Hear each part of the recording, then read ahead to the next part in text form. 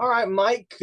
First of all, Merry Christmas, my friend. It's good. Merry Christmas to you too. Thank you, sir. And like we talked about today, I wanted to bring up the first part of our interview of how did you spend your holidays in Vietnam, such as Christmas, Thanksgiving, Easter. So take it away, Mike. Well, Thanksgiving in 1967, I think, was right around the 24th, 25th of November. Um, I started out, actually, I just come from Operation Essex. Operation Essex ended, I think, on the 16th or the 17th. Echo Company was already over at Nan Song. So um, and that happened because Lieutenant Long's platoon was chosen to come or be with the command group when they landed. Colonel McNaughton and his group of people, and then they sat on a hill that overlooked Antenna Valley, and so we got chosen to go there, and I'll get to that later. But after that, we went back to Nansong, and we patrolled in Ninh Binh Valley for 3-4 days or so, and not much went on. Sniper, we always got sniper fire there. There was nothing really big that was happening. The local Vietnamese, especially their chiefs, they were very good sources of information, intelligence information. They hated the Viet Cong with a passion. I hadn't come across many of those, but the cap unit that worked in that area, they told us that these were they were good guys. So we just hung around Nan Song on the day of Thanksgiving. We pulled a patrol into Ninh Binh Valley. It was early morning when we left the compound. We were told that they were gonna fly in turkey and all the trimmings, and we were gonna have pie and all that stuff. And nobody really believed it, but they said they were going to do it. So we headed out early in the morning. We stopped by the cap unit, said hi to the Marines there. They had been under intense pressure. They had been since the Nam Song attack. They had been under a lot of pressure by the North Vietnamese in the area, and so a lot of intelligence operations were running that area. We had Recon Mountain, which Ninh Binh 3 is where they were at, sat right up against the Recon Mountain. So they had some security with the Recon guys on top of the hill who could see everything in Ninh Binh Valley and Antenna Valley. So they knew the enemy's strength. They knew their movements, and so they thought they probably have a problem there at the cap unit sooner or later. So we went out and we went to Ninh Binh 1, I believe, which sits way back in Ninh Binh Valley, and we went into that village, and our corpsman treated some kids that were sick, some other kids who had hurt themselves, and we passed out C rations as we usually did, and spoke. We had a Kit Carson that we picked up in the cap unit. He was a member of the Arvin unit that was in the area, and so he said that they had intel that the enemy were very active in that area. He thought they were going to attack somewhere, but as usual, they do it at their leisure. So we left. We pumped the 5,000 or so meters back to the cap unit. Went up, crossed over across the river, and went right back into Nam Song. At this point, I was on the bottom of the hill because we had a new CO, Captain Sam McKee. he said, I want you next to me. And so I left. I had to get my gear that was up on the hill and bring it down. And there was a bunker that sat right behind him and up above him. And he said, that's your radio operator's bunker. So I really wanted to be up on top with my friends, but it's what it is. And so, sure enough, the helicopters came in and they dropped off turkey and um, dressing. We had green beans. We had pie, apple and pumpkin pie, and ice cream. Believe it or not. Um, but the morning when let me go back a little bit. That morning while we were on the hill after we came back from the patrol, we saw a body floating in the Song Thu Bon River. We couldn't see if it was American or Vietnamese, so Captain McKee sent a group of Marines down there with some of the Vietnamese that he picked up on the way in the village below him, and they took him over there and they got on a boat. They went out and they were able to get this individual, and they brought him back to the shore. And obviously he was dead, uh, badly beaten and badly disfigured. And turns out he was wearing an ARVN uniform. So the ARVN captured him somewhere, probably, or the NVA captured him somewhere, tortured him, beat him up pretty bad, according to the guys that were down there, and then threw him with his hands bound in the Song Thu Bon River behind him. His hands were bound behind him, so we pulled him up and we buried him right there there's a sandy place off the sandbar off the Song Thu Bon River, and the guys buried him right there, and right about the same spot where the NVA were buried during the attack on Nan Song. So we ate a good dinner and a good Thanksgiving dinner, and then next thing I know, we're not there anymore, and we're back at An Hoa. A lot happened in between that time, but I don't want to you know go back too much or go forward too much. So let me just say that we went back to An Hoa, not Echo Company. It was just me and my radio operator. I went back because I had really bad jungle rot on my left foot. My right foot wasn't as bad, and it had been that way for about 12, 13 days. Right after the Essex started, I noticed at nighttime my feet were red, they were chapped, a couple sores on them, and so I had one pair of clean socks. That was it, and I had some powder, and I put it on it. But by the 29th of November, it was in pretty bad shape, and my radio operator saw it. He hadn't seen it before then, and he said, "Thumper, what's wrong with your foot?" And I said, "I got a little bit of jungle rot."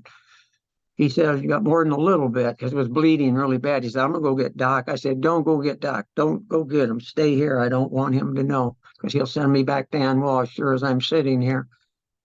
So he said, "Okay." And at some point, he left the bunker, and about 10 minutes after he got back, Doc walked in, and he said, "Let me see your feet." And I said, "Doc, my feet are okay. All right, they're not that bad. I've seen worse." And he said, "Let me see your feet." And so he took my boots off, my socks off, and he said, "How long have they been like that?" I said, "It started just after Essex started." And he said, "I'm going to send you back to An Hoa. You can't go out in the field anymore with feet like that.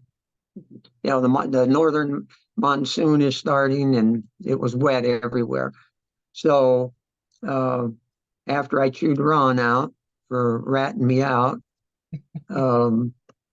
he he was a great guy though, but he took really good care of me. And so we both got on a helicopter and went back. And so I had to go see the doctor at the BS, and he checked the feet, gave me some he gave me some medication. I don't remember what it was. He also gave me some grease to put on my foot. I don't know what the medicine was. And he gave me some more foot powder. He says, I want you to do this, this, and this every single day. And he said, come back and see me in a week. We'll see what it looks like. But until now, you're on, what did he call it? Limited duty. And,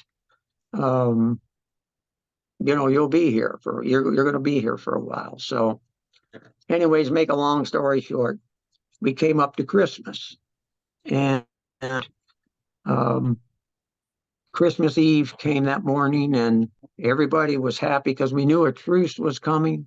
It's at 6 or at 1800 that afternoon. We were going to start a truce that lasted until 600 on the 26th, and so everybody figured we were going to stand down.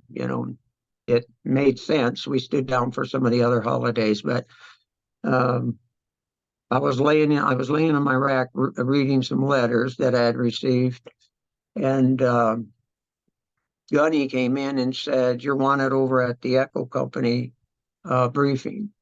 Captain McKee wants you over there." So I went over there, and I knew something was up when I walked in, because those individual Marines who were always in the briefings were there. The three platoon commanders, the squad or the platoon sergeants, and the RDFO was there. And then, of course, I walked in, and then I think I was the last one to get there, and he started the briefing and told us that intelligence had reported up in the rocket belt the existence of two independent NVA rocket battalions, and I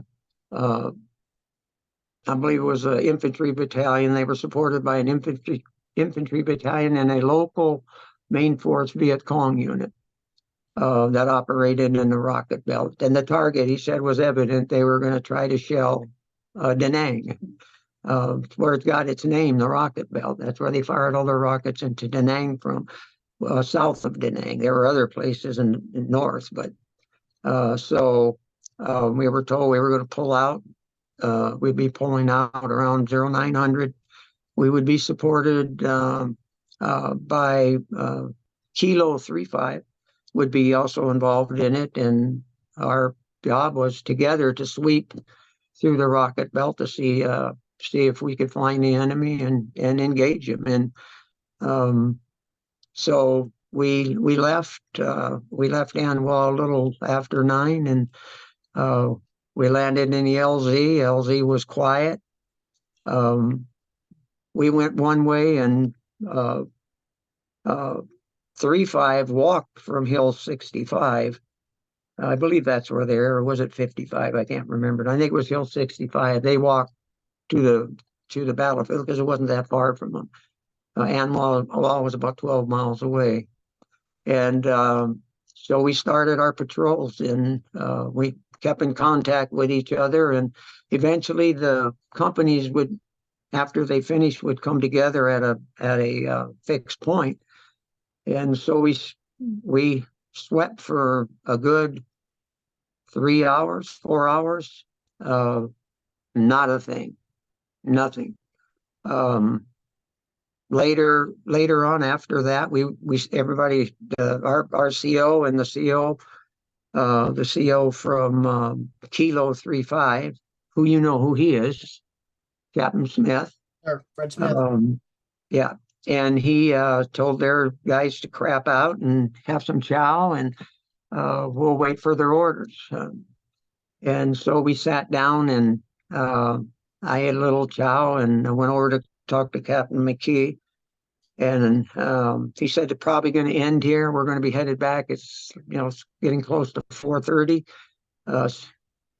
And he said we have to be out of the field by 1800. If we're not, we'll be considered to breach the ceasefire, and we would be open to attack. So I was walking back, and at that point, some of the guys from 3-5 came walking through, and I saw a buddy of mine that we grew up with. We went to school from the first grade all the way to high school. We graduated together, and um, he came into the Marine Corps with another buddy of mine. We were all three buddies. We grew up from grade school, and John Smith, who was Captain Smith's radio operator. That's ironic. And yeah, and he died here a few years ago. He had a transfusion. He had gotten hit a week before, so he wasn't there. I didn't get to see him, but I saw Jack Schumann, and of course we hugged, and everybody's looking at us, wondering what's going on. And my radio operator, Ron, came over and said, "What's going on?" I said, "This is Jack Schumann. Him and I grew up together. He's a hometown brother." And so everybody met each other. The Cheney, who was the artillery FO, the lieutenant wasn't there that day, and his radio operator, and he had a scout with him. And we all sat down, talked for a while, and then the word got out that we were moving out. We didn't know where yet, so everybody got up, geared up, and Jack went back to Kilo 35, and Captain McKee had another briefing, said that choppers are inbound and we'll be going back to An Hoa. So we got back to An Hoa about 5:30. And that would be 17:30 if you're a civilian. And that night we had a good chow. They fed us good chow. We had a brand new mess hall they had constructed at An Hoa. We had it in multiple tents, but this was a state of the house mess hall. It was beautiful, and so we went to the mess hall. We had a really good meal, and then after that we went and they had movies, and I guess the engineers put a big screen up. They erected it. They had been erecting it for a few days, and they erected this thing. I guess they whitewashed it white, and we watched Combat and Batman. Those were the two movies. We had seen them. We had seen them before. Back when I first got there, they were showing them all the time. But we watched Combat and Batman, and everybody loved Batman. And when Combat came on, that boo boo. But and that night we were all just sitting around, and in one part of An Hoa, we heard somebody start singing Silent Night. And that was, it's Christmas Eve. It wasn't Christmas yet, but somebody started singing, and then it just died out. So didn't think anything of it. And we hit the rack. It was all quiet. There was usually something happened. There were pop flares going on all over An Hoa when we were there. So those weren't even, the guys on the perimeter, they didn't obviously hear anything. They weren't popping any flares, and no claymores went off. It was just a peaceful night. And we woke up the next morning. We had a little breakfast. They told us we're going to have, turkey and ham and the fixings for dinner. That was going to be our Christmas dinner again. Ice cream, and they had brought in 2 big bins. And for the rest of the time we were in An Hoa for about a month, those bins were filled with what were those things? I can't eat them. Vienna sausage, little cans of Vienna sausage. And at first it was great because I grabbed some of them, and each time I went in, the more I ate of them, the more I realized I hated them. They tasted like ham and eggs, And so, but they had that there, and they had the machines they had in boot camp and in garrison. You could go over and get milk, chocolate milk, orange juice, and it was just a nice mess hall, and it was a great day. And I ate breakfast with Ron and with General Lennox, who wasn't a general. I think I told you that before. He was a private first class. He was now in special forces because he was a conscientious objector, and he refused to take up arms. One day when we were out at Mylock 2 and we got hit, he would not grab a weapon and fire it. And that convinced him he wasn't doing it just to get out of service. He said, "I'll serve. I just can't pick up a weapon and I just can't shoot anybody." He was a Christian young man. And well, he wasn't a young man, but he was a professional boxer, had 12 fights. And he was as meek a guy as you could ever meet. He just said, Thumper, he said, why don't you go to Christmas service with me tonight? They're going to have a service around 5 o'clock. And I said, they're going to show the 10 Commandments on the screen tonight, and I don't want to miss that. He said, well, it's before that. You can go to the service, and then you can come back and watch the 10 Commandments. And I said, well, okay, I'll go with you then. He was such a nice guy, I couldn't turn him down. I didn't really want to go, but I went, and it was a pretty good crowd. There were Marines, there were some Army guys there. We had searchlights, and for the most part, they were all Marines, engineers, and truck drivers, and I remember what the chaplain preached, and it had that verse where he talked about and on earth, peace on earth, goodwill towards men, and I was taken back by that, and I think I showed it on my face, because when we walked out after we were preaching, the chaplain asked me. He said, I saw I was watching you when I was preaching, and then there were a couple times. One when I talked about peace on earth and goodwill towards men, and I said, sir, there's no disrespect meant to you, but that had no effect on me. It should have, but it had no effect on me. And I said I had been there for 11 months at that point, and I hadn't seen any goodwill, and I certainly hadn't seen any peace. And tomorrow morning, I said, I've already been told I'm going to accompany the mine sweep to Fulak 6. I'm going to go with the platoon that's being sent with them.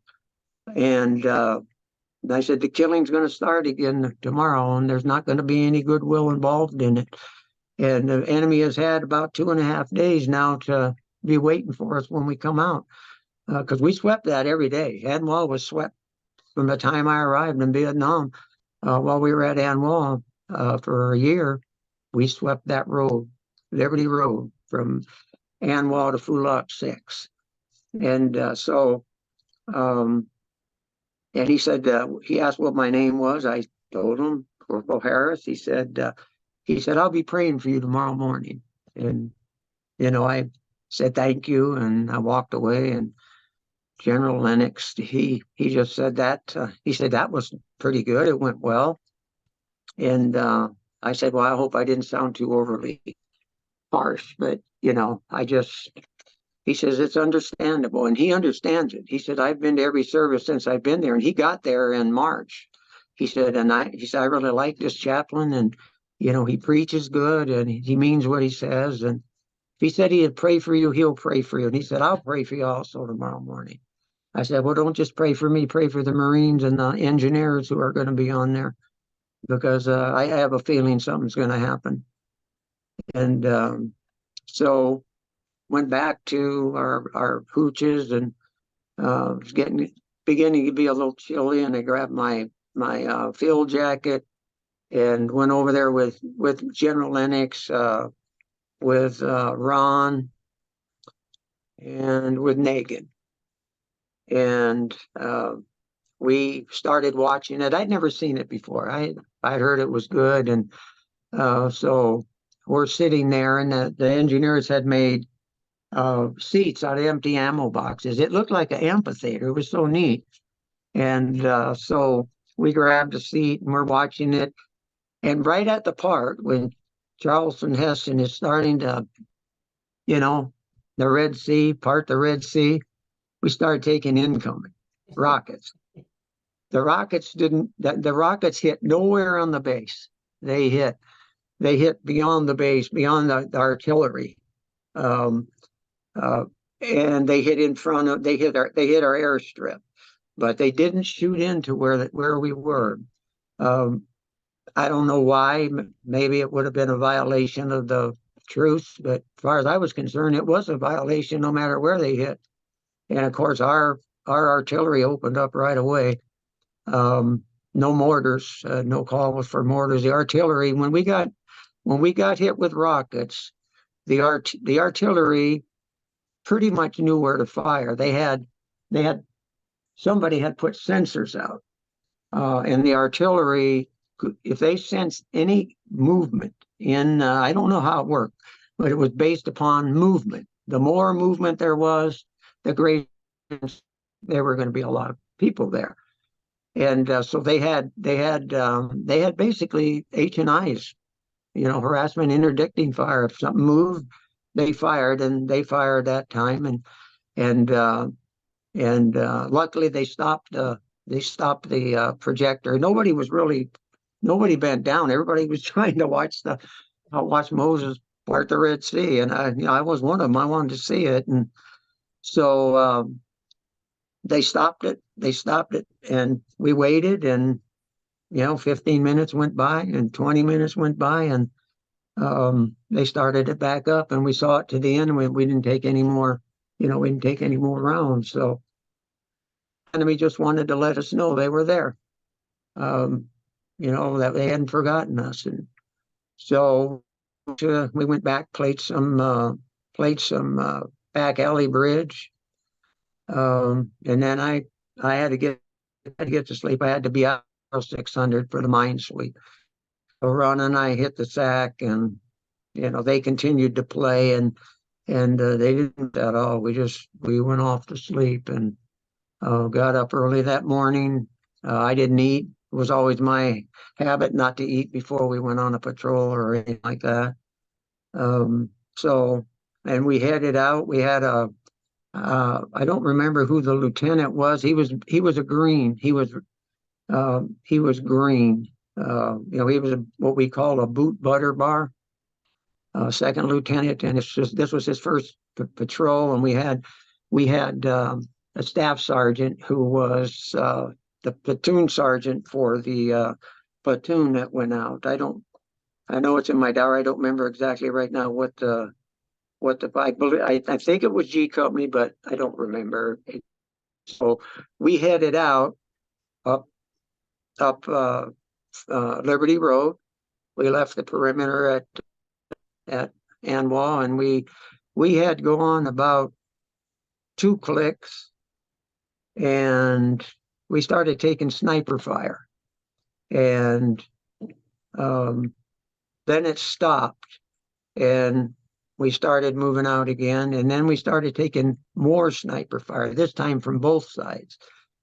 And then all hell just broke loose. I mean, we were taking automatic weapons fire, and the lieutenant had sent one of the squads out into the rice paddy to go up to move against that tree line where the fire was originally coming from. And these guys got pinned down in that rice paddy, and the lieutenant is panicking. He really don't know what to do. And I'm standing, I can't do anything till he tells me, but I was ready to do it if he didn't give the order. And his staff sergeant came over, and he said, what in the blankety blank's wrong with you? We got Marines out there. We got fire from air. Command, he told him, command. And the sergeant just told me, get fire on that tree line so we get those out of there. So I fired with the mortars from An Hoa. They were close, and it was a well executed fire mission. I mean, it covered the target really well.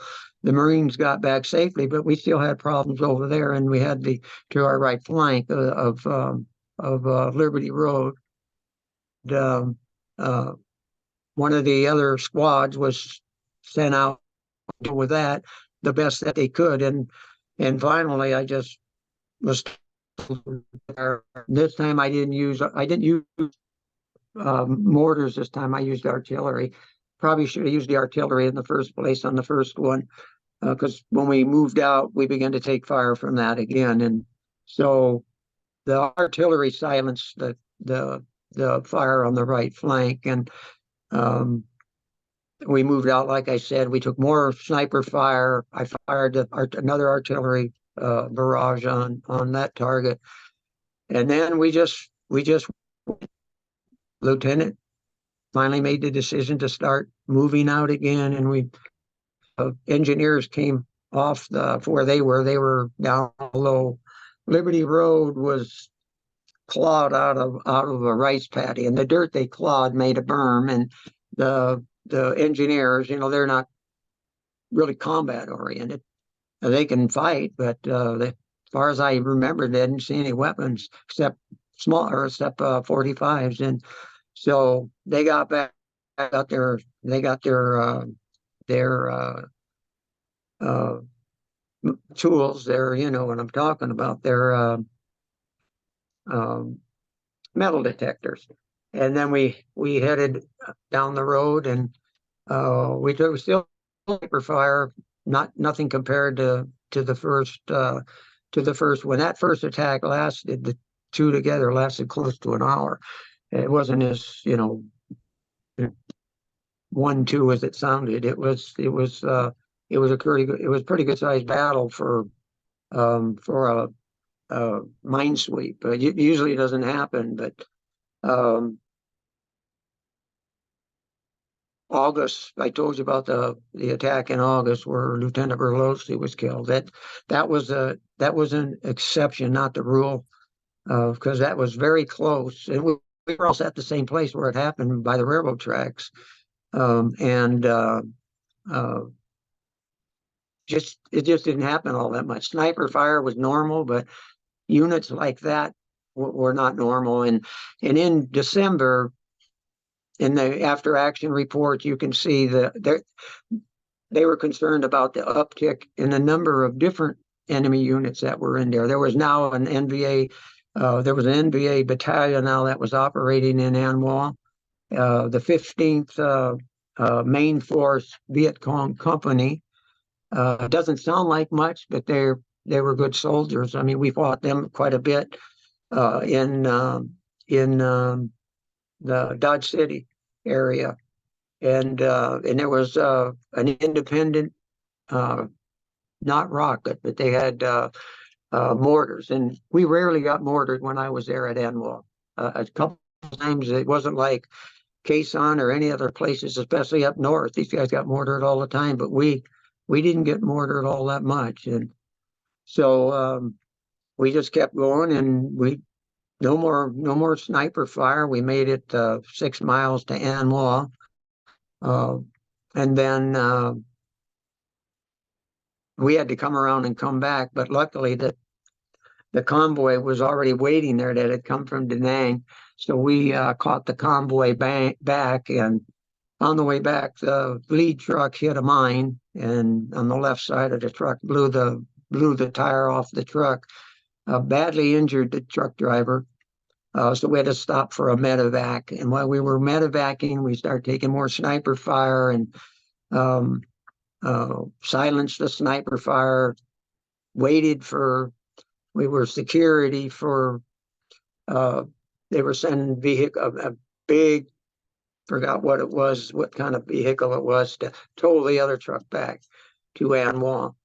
And so that was very slow and very tedious, but we finally got back to An Hoa, and that was Christmas. That was before, during, and after Christmas. And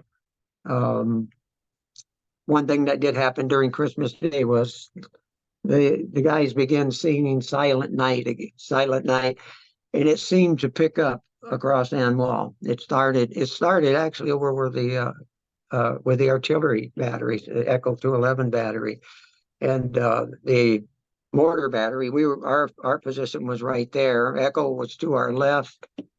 Golf was to their left, but to the right, and um,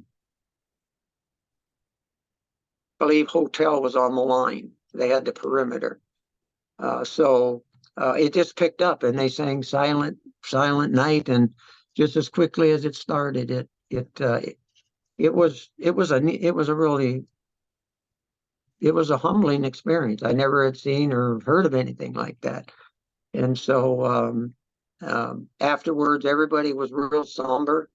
Um, I'm sure everybody was like me, thinking about home. You know what was going on in the homes back in the United States, their families' homes, and remembering their Christmas. This was my first Christmas ever away from home. Never had missed Christmas before, and I was homesick. A lot of other guys were homesick. Some guys even wept. That was the atmosphere of Christmas Day, and then of course the next day to have to pick right up, and the enemy was waiting for us, and I figured it would be after 2 day respite, and that ended Thanksgiving and Christmas. Well, I find it interesting the Silent Night experience on Christmas Day. A lot of the viewers picture Marines as these hardened, combat trained killers, which indeed you are. You're trained efficiently to do that, but they picture them without emotion, without being people still. And that's a perfect description of the fact that you're still people. You've got family that are 8,000 miles away, and you're Yeah, experiencing a holiday period without them. It's tough. It's tough on you. It's tough on your family. yeah, yeah, and I think I mean we understood it as Marines, and I pretty much everybody there was homesick. It's Christmas, and Thanksgiving it wasn't as bad, but being at An Hoa on Christmas was totally different than being at Nonsong on Christmas, because Nonsong was still under threat, and they were, it's 3 4 months later, they're still throwing hand grenades over the side of the hill at nighttime. Um, uh, and they're patrolling, something they never did before Nonsong. They had platoon patrols around Nonsong. Um, had they had been doing that, they would have discovered the enemy. Probably wouldn't have been too good for them, because a platoon of Marines against 300 or 400 NVA was going to be a scrap, but a lot of casualties both ways, and so uh, Nonsong was on hyper alert, uh, and everybody liked the Christmas festivities that went on. The movie was a great uh, uh, closure for some guys that for their seat or their homesickness. It was for me. I had a great time. Even going to church was a good time. It was a blessing, but I just didn't see the words that the chaplain uh, stated as appropriate for him, probably, but for me and others. And uh, Ron, I know, my radio operator, he goes, "What the was that all about?" And I said, "Well, he's a preacher. He's a man of God. He looks at the brighter side." He said, "There's no brighter side over here." And I said, "Well, we've had a pretty good time here at An Hoa. We could be out in the field somewhere getting hit, but we're here." And I appreciate what he said. It just wasn't applicable in my opinion at that time. Well, and I'm sure many of the Marines, as you mentioned, felt the same way. I mean, for you yourself, you've been in a combat zone for the last 11 months. You've seen death at a multitude of Yeah, levels, seen a very variety of combat, killing in itself. And it is hard to see yeah, the goodwill on earth, peace towards men from your yeah, perspective, because you're out in the field yeah, every day seeing it. yeah. And I was quite frankly looking forward the next day to not going anywhere.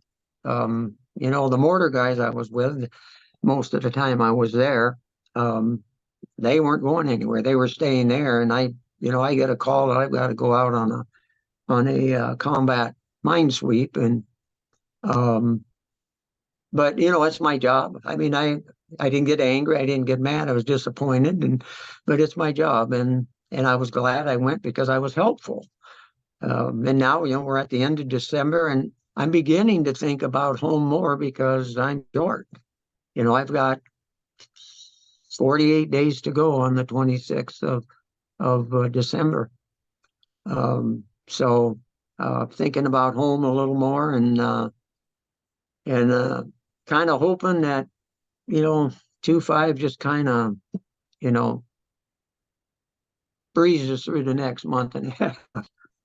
But It does not happen. no, when we were at Nansong, we had heard rumors before Essex that 2-5 was moving north. They didn't no location was given, just that we were moving north.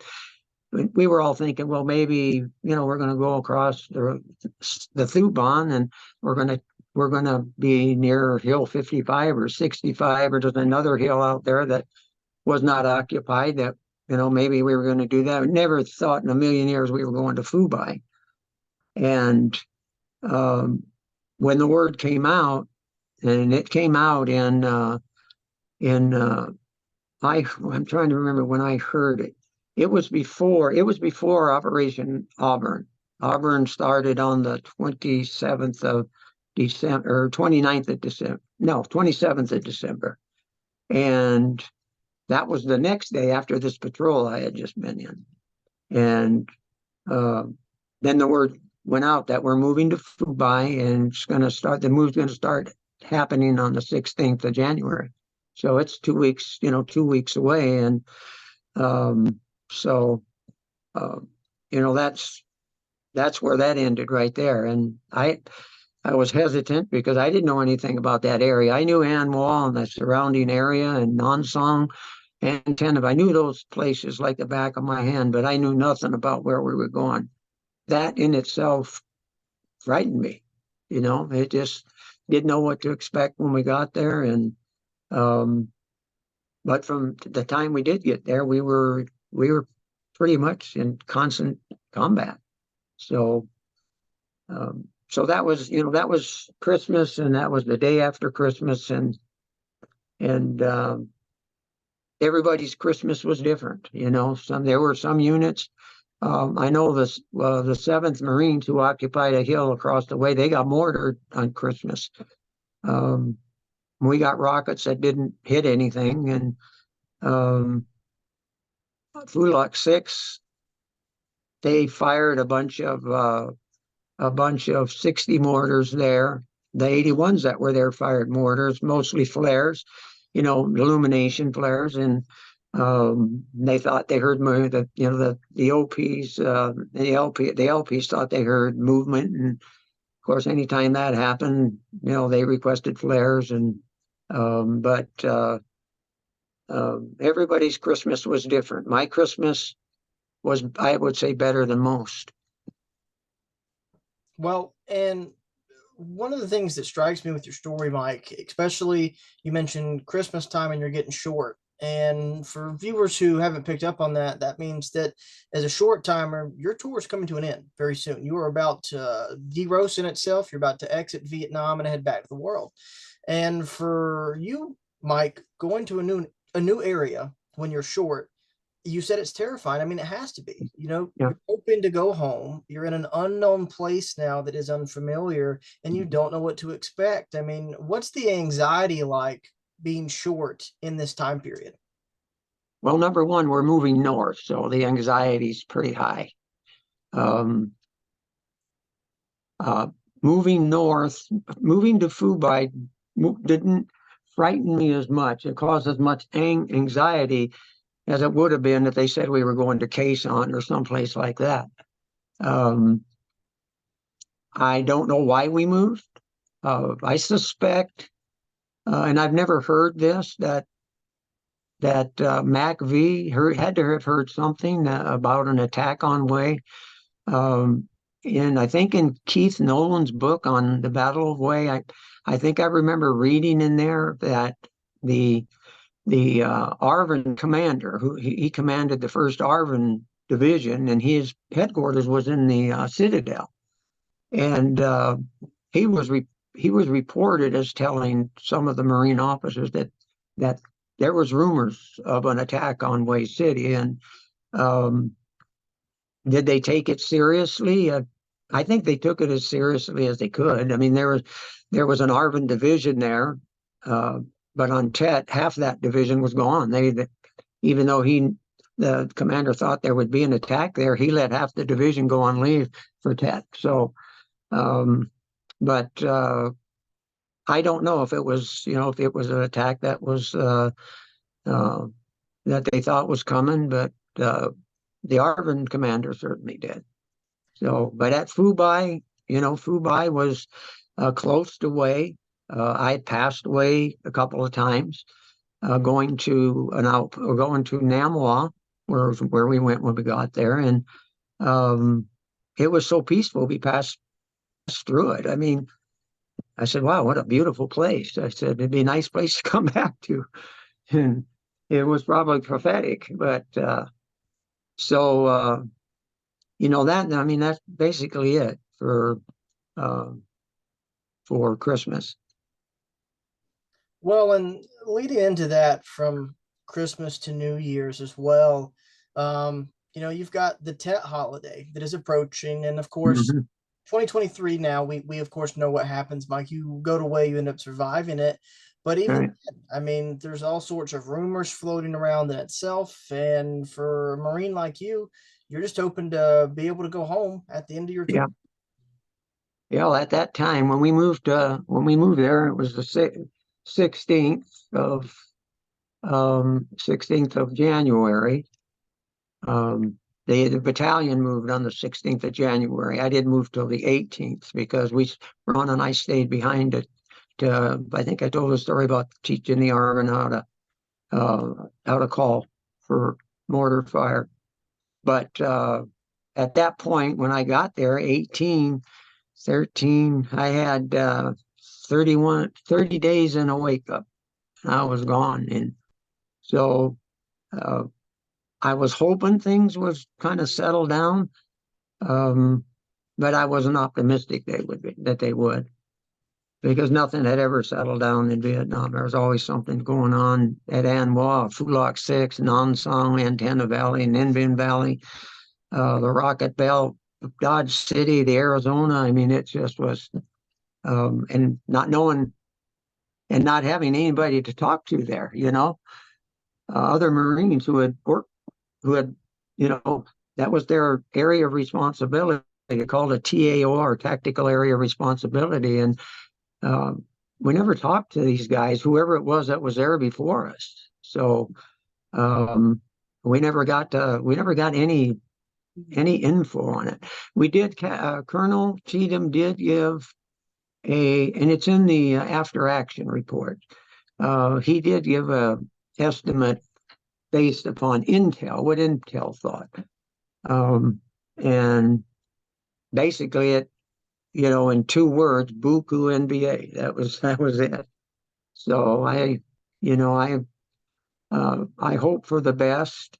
I mean, I wasn't like nobody. I was like everybody else in Vietnam. Every other Marine, when you got that short, you were hoping for um, you know enough days to get by and go home before anything happened. But uh, that didn't happen. So Well, and even then, with you being short, you still have a job to do. It doesn't matter whether yeah, you're fresh in country as a boot or whether you are a short timer in itself. mhm, You've got a job to do no matter what. yeah, yeah. Trained to do it. I thought for the time I was there, I did it well. Never had any complaints except for the lieutenant who didn't like recon by fire. I had a problem with him until the day I left. You believe it? There's more. We got more to cover, and at some point in there, he's there. I mean, he did not like when I used the recon by fire, and no matter how much I told him, it was a legitimate FO procedure, both for artillery and mortars, and it's an effective one. And his his remarks were always, well, were there any enemy in it when you called the fire? No, not this time. But there was one time I did it before, and it prevented an ambush. That's the point of the recon by fire, to prevent an ambush, prevent Marines from getting killed. And him and I had a conversation. I asked for permission from the captain, my CO, from the 81 platoon, not Captain McKee, um, if I could speak frankly to the lieutenant. And he said, feel free, just don't be disrespectful and don't be insubordinate. And I talked to him. I said, I don't understand your complaints about my using a legitimate mission, firing a legitimate mission to save the lives of Marine and kill enemy soldiers. That's why we're over here. And I said, I had used it the other day. And I said, I'll probably use it again tomorrow if I go out. And I'll continue to use it until the day I leave this place, until somebody tells me to stop. And nobody ever told me to stop. The grunts certainly didn't tell me to stop. I used it enough that, and it probably didn't uncover more than 3 or 4 situations. They weren't all ambushes. The one day that I talked to the lieutenant about, that was an ambush. We gone into that rice paddy, have been ambushed, and we had to cross that rice paddy to get where we were going. So, and I also told him, I said, one other thing, sir, I don't fire these on my own. If I want to fire it, I ask for permission from whoever's commanding. That day it was the lieutenant, the platoon commander, the lieutenant who led the patrol, and he was new, and whether he knew about the procedure or not, and I just talked to him like I'm talking to you, and said, don't feel comfortable about crossing. It could be enemy in a tree line across the way, and what do you suggest? And I said, well, we can fire a recon by fire mission. And he goes, what's that? And I told him, and he said, fire it. And that's what I told the lieutenant. I said, I don't fire these on my own. I can't fire them. It is. I'm sure if I did, I'd be court-martialed if I decided to become John Wayne and start calling fire missions in. With Marines running all over in battles, big battles, little battles, and I don't know where they're at, but the skipper and the lieutenants do know where they're at. And so it never ended there, though. That was before our move to Fubai, but it never ended there. I thought that would end it. I asked the skipper after I talked to him, I said, sir, is there any more questions for me? And the skipper said, no, you're dismissed. And that was it. I thought it was settled at that point, but it wasn't. It came up, it came up 2 more times. Wow. So one time it came up in Way City. Well, one of the things I find interesting through this too is that the recon by fire, I mean, you've even stated it yourself, it prevented 3 or 4 incidents that you remember. And that's 3 or 4 incidents where you prolonged another Marine's life, or you more than likely saved lives in return. And I find it strange that an officer would have an issue with the recon by fire, knowing that it could prevent casualties. And I just can't wrap my head around that. Well, wrap it around this then. He told me in the meeting, the exact same meeting, and this was to the root of his point, I think. He said, you know how much a 81 mortar round costs? True story. And I said, sir, to be frank with you, I don't give off what it costs. They sent us over here, they can pay for it. And he got angry. I didn't cuss at him. I just was cussing, generically at the situation. Why was I even here? I didn't understand it. And I thought we had it hashed out. And I asked the lieutenant, is there anything else, sir, for me? And he said, no, this meeting is over. And I thought he was going to tell him, look, just leave him alone. Let him do his job. But it didn't end there. It never ended. So. Wow. That's an incredible story, Mike, especially from that experience. That'd be a great title for a book. I don't Yeah. get the blank. I don't know what the well, maybe I do know what the title would be, but um, in Gordon Wilson, I knew the procedure before I got there because I learned it in mortar school during the part on forward observer procedure. But Gordon Wilson was the one who taught it to me, and he taught me what to look out for, where the enemy. I was boot when I got there, and I needed to know all these things, and he told me all these things, and so I tried to be helpful and proactive and making sure that I did whatever I could do to avoid an ambush. And if the skipper or the lieutenant said no, no was no. I would just do what I usually did and move out with the Marines. And if we got hit, we got hit. And so, but it's a strange. I've told that story to a gentleman that he interviewed me at Cal State Dominguez. Wasn't really an interview. There were five of us, and he was telling the Marine story, each of our stories. There was a Marine, an Army guy, a Green Beret, me, a Green Beret. There was a Navy corpsman, um, and there was an Army. He was in Special Forces, uh, and he was totally obnoxious in it. He was total anti-war, and it irked the guy that was in the question because he was in the Navy and he was in Vietnam on the ground, and it irked him to no end. I mean, he called him out on it, and um, afterwards, nobody would say anything to him. These guys I was with, they didn't want to be there any more than anybody who went there, but they answered their country's call. And as corny as that sounds, um, I didn't plan to go to Vietnam when I joined the Marine Corps. Uh, I made up my mind when I was a 8-year-old kid after watching the Sands of Iwo Jima with my dad that I wanted to be a Marine when I got older. And my mom and dad didn't think I was serious, but when I got older, when I was a senior in high school, I enlisted under the delayed enlistment program without telling my mom or dad. I know I was going to have to tell them because I was not 18 years old. But when I told them, it would be on my ground, not on theirs. It wouldn't be in the recruiter's office. It would be, I told the recruiter too, you're going to have to come to my house and talk to my mom. I ain't worried about my dad, but, um, uh, and it just so happened there was a war going on. And, if I was going to be part of it, then I'll make the best of it and do the best I can do.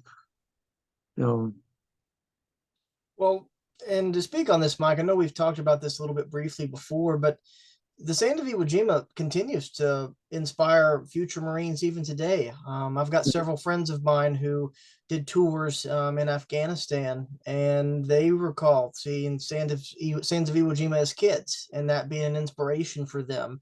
yeah, And it's unique the experience that you can relate, and that current Marines can relate to one another as a common bond of what right, led you to the Corps.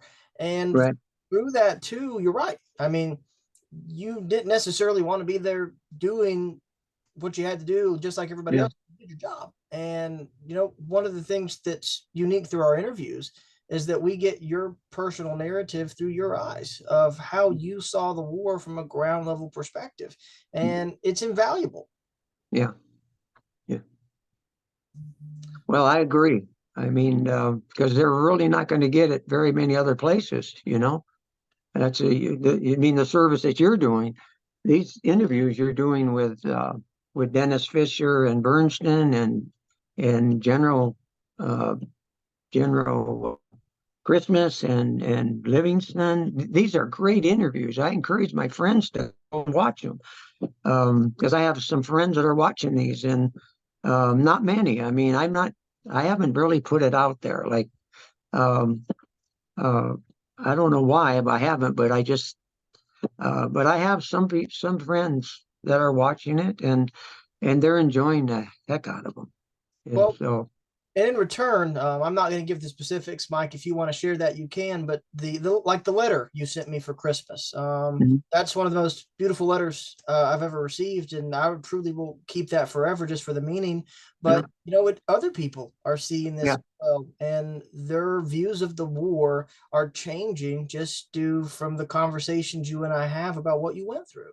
yeah, yeah. I think that's entirely true.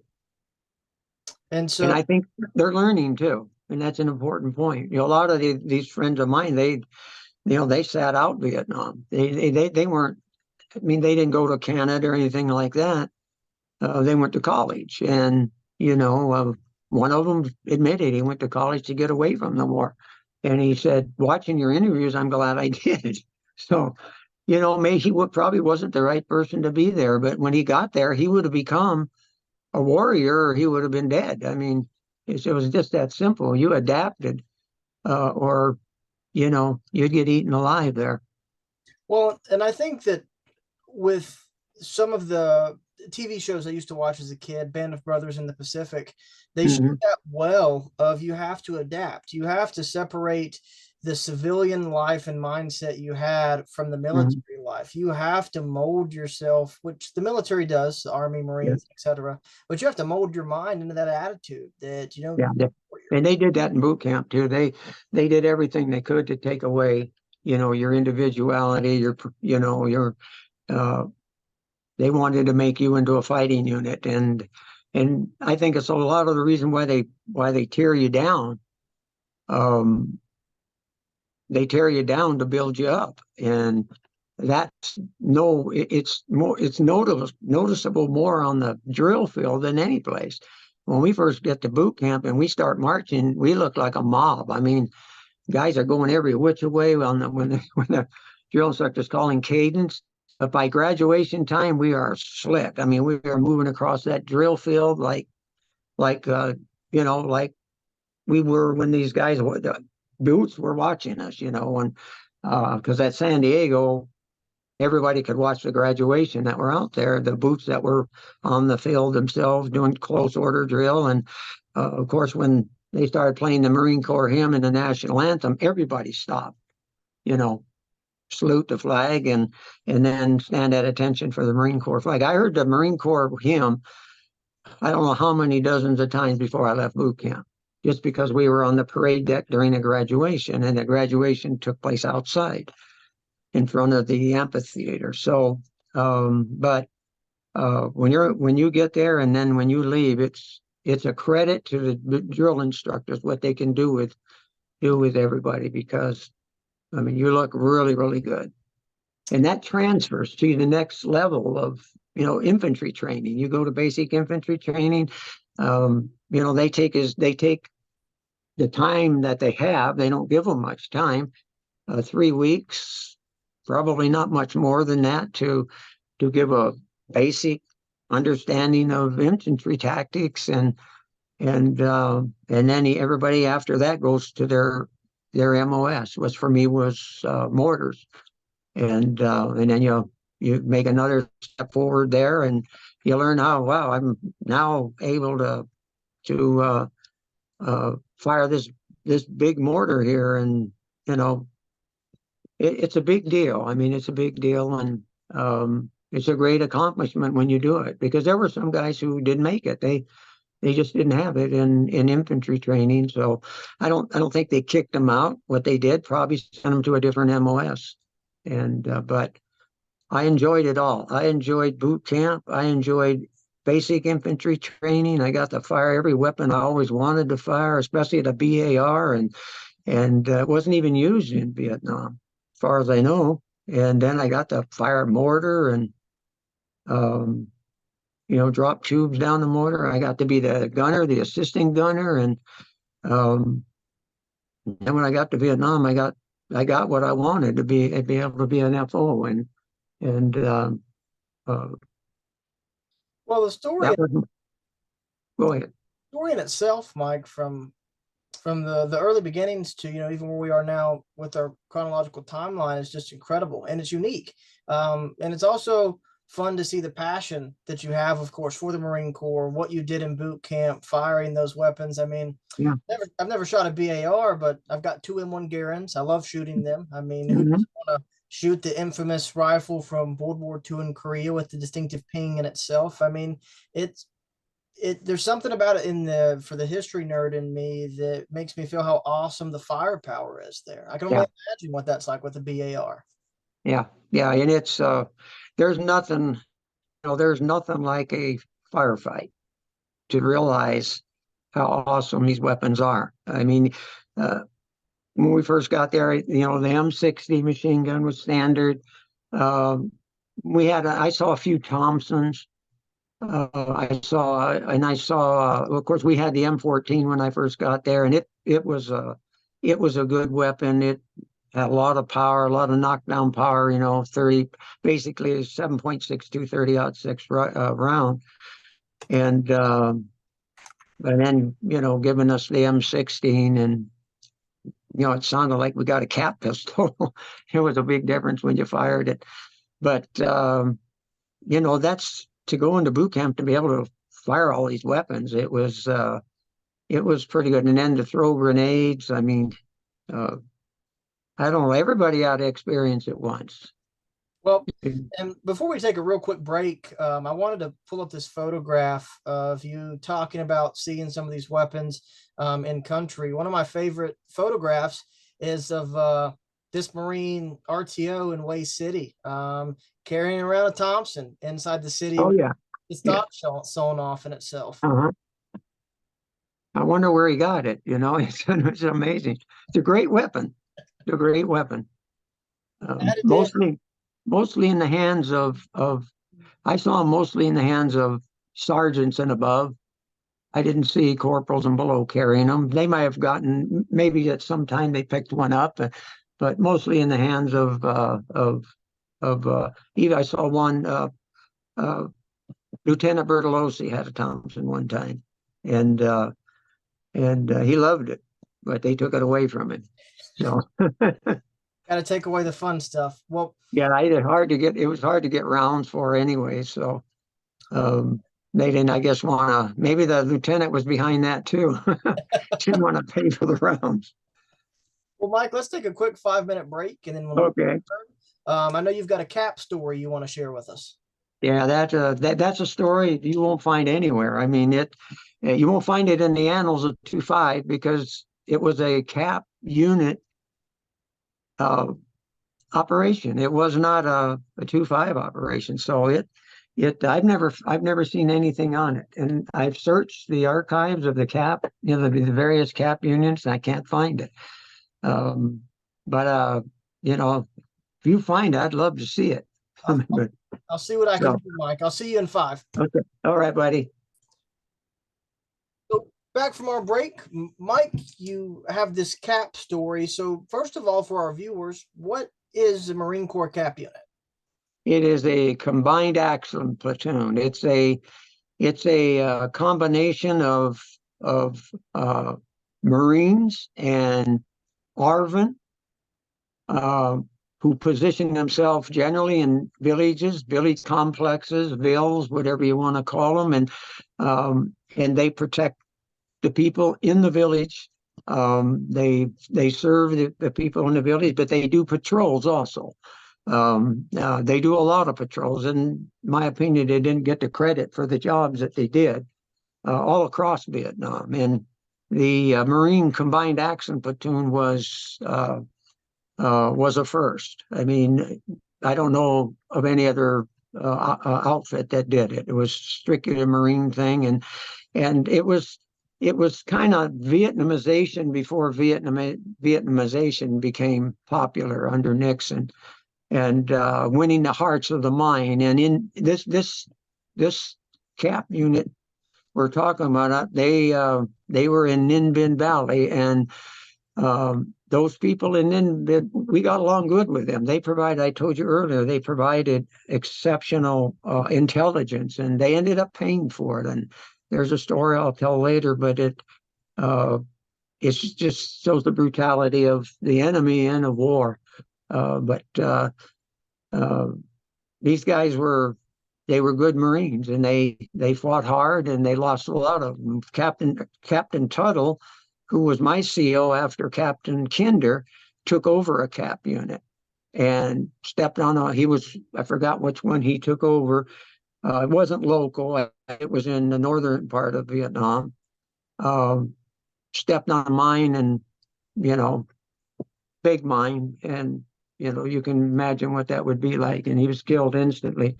A tremendous leader too. And we were hoping we could have kept him as our CO, but he had this desire to command a cap unit, and he finally got it. Got a promotion to captain when he got there. He was lieutenant when he took over our company after Captain Joe Kinder left. So, but they were good Marines, good fighters. They weren't, you know, people think, oh, they're hanging around in a veil, you know, they're panty waist. They were anything but. You tangle with a cap unit, you better have your best, because they're well armed, they're well trained, and they're motivated. Like all Marines are motivated. You want to die, come see them. Wow. Now, I wouldn't mind being in a cap drill. Really, I liked what they did. I mean, I just liked, number one, it got me out of An Hoa, because An Hoa was too much like Garrison for me. I didn't like the lifers that told me my boots needed to be polished. Not so much polished; they just need to have polish on them. You can polish them, and the polish is gone the next patrol. But and you know, uh, polish your brass, and it was ridiculous. And most people in the Marine Corps, at least the guys I served with, would have called me a shitbird, because that's what I was. I liked to be in the field. I got in trouble a lot in An Hoa for basically disobeying stuff. And um, I tried not to, but, you know, when somebody comes up to you and says, you need to put some polish on those boots. And I said, yeah, well, okay, I'll remember that. And I did remember, I just didn't do it. So, but these cap guys, especially down there, and it's not the first time I dealt with a cap unit in Ninh Bình Valley, and made many patrols into Ninh Bình Valley, went right by them. Sometimes some of them joined us. But this time, I had just come back from R&R in Hawaii, had a great time. Thought for a while about not coming back. I really did consider getting on a plane and flying home. It would have been hard to do, because you would have had to show orders, and I didn't have orders to go anywhere but to Vietnam. So, but I went back, and I got in somewhere around the 3rd of October. Came back. I stayed overnight in Da Nang and met a buddy of mine who was with the 26th Marines in Quezon. We went to school together. And so I decided to hang out an extra day in Da Nang and party with him for a while. And I hadn't seen him in a couple of years. And then the next day I got on a flight back to An Hoa. Had a really, first of all, I was forced to go on R&R. I told you that because of Operation Ballistic Charger, because people who didn't give a rat's patootie about me were concerned about my mental well-being when I got back. Ron and a couple other Marines who said, you know, the stress of the operation took a lot on him. He lost a couple buddies, and he's not in a good place. He's mean and ugly right now, and that's not you. We're not used to seeing that thumper. And so I got called in the office and told him I was going on R&R. I was never planned to go on R, because I didn't have any money. All my money went into the 10% savings plan that offered by an insurance company. So I took every $20, put it in that account, and I had a nice nest egg when I got home. 10% on $1,500, $2,000. I forgot what it was, but they called me and told me, you're going to go on R&R. I said, I don't want to go, sir. And he said, you're going on R&R. I said, I thought I had him. I said, I don't have any money, sir. And this all came from Ron. It had to, because he knew I didn't have money ever. And he said, well, he said, they took a offering for you, and uh, they raised $100. That's a lot of money. You know, back in 1967, $100, I don't know what it was, but in today, $100 will buy you a McDonald's Happy Meal, and that's about it. But then it was a lot of money, and he said, here's money.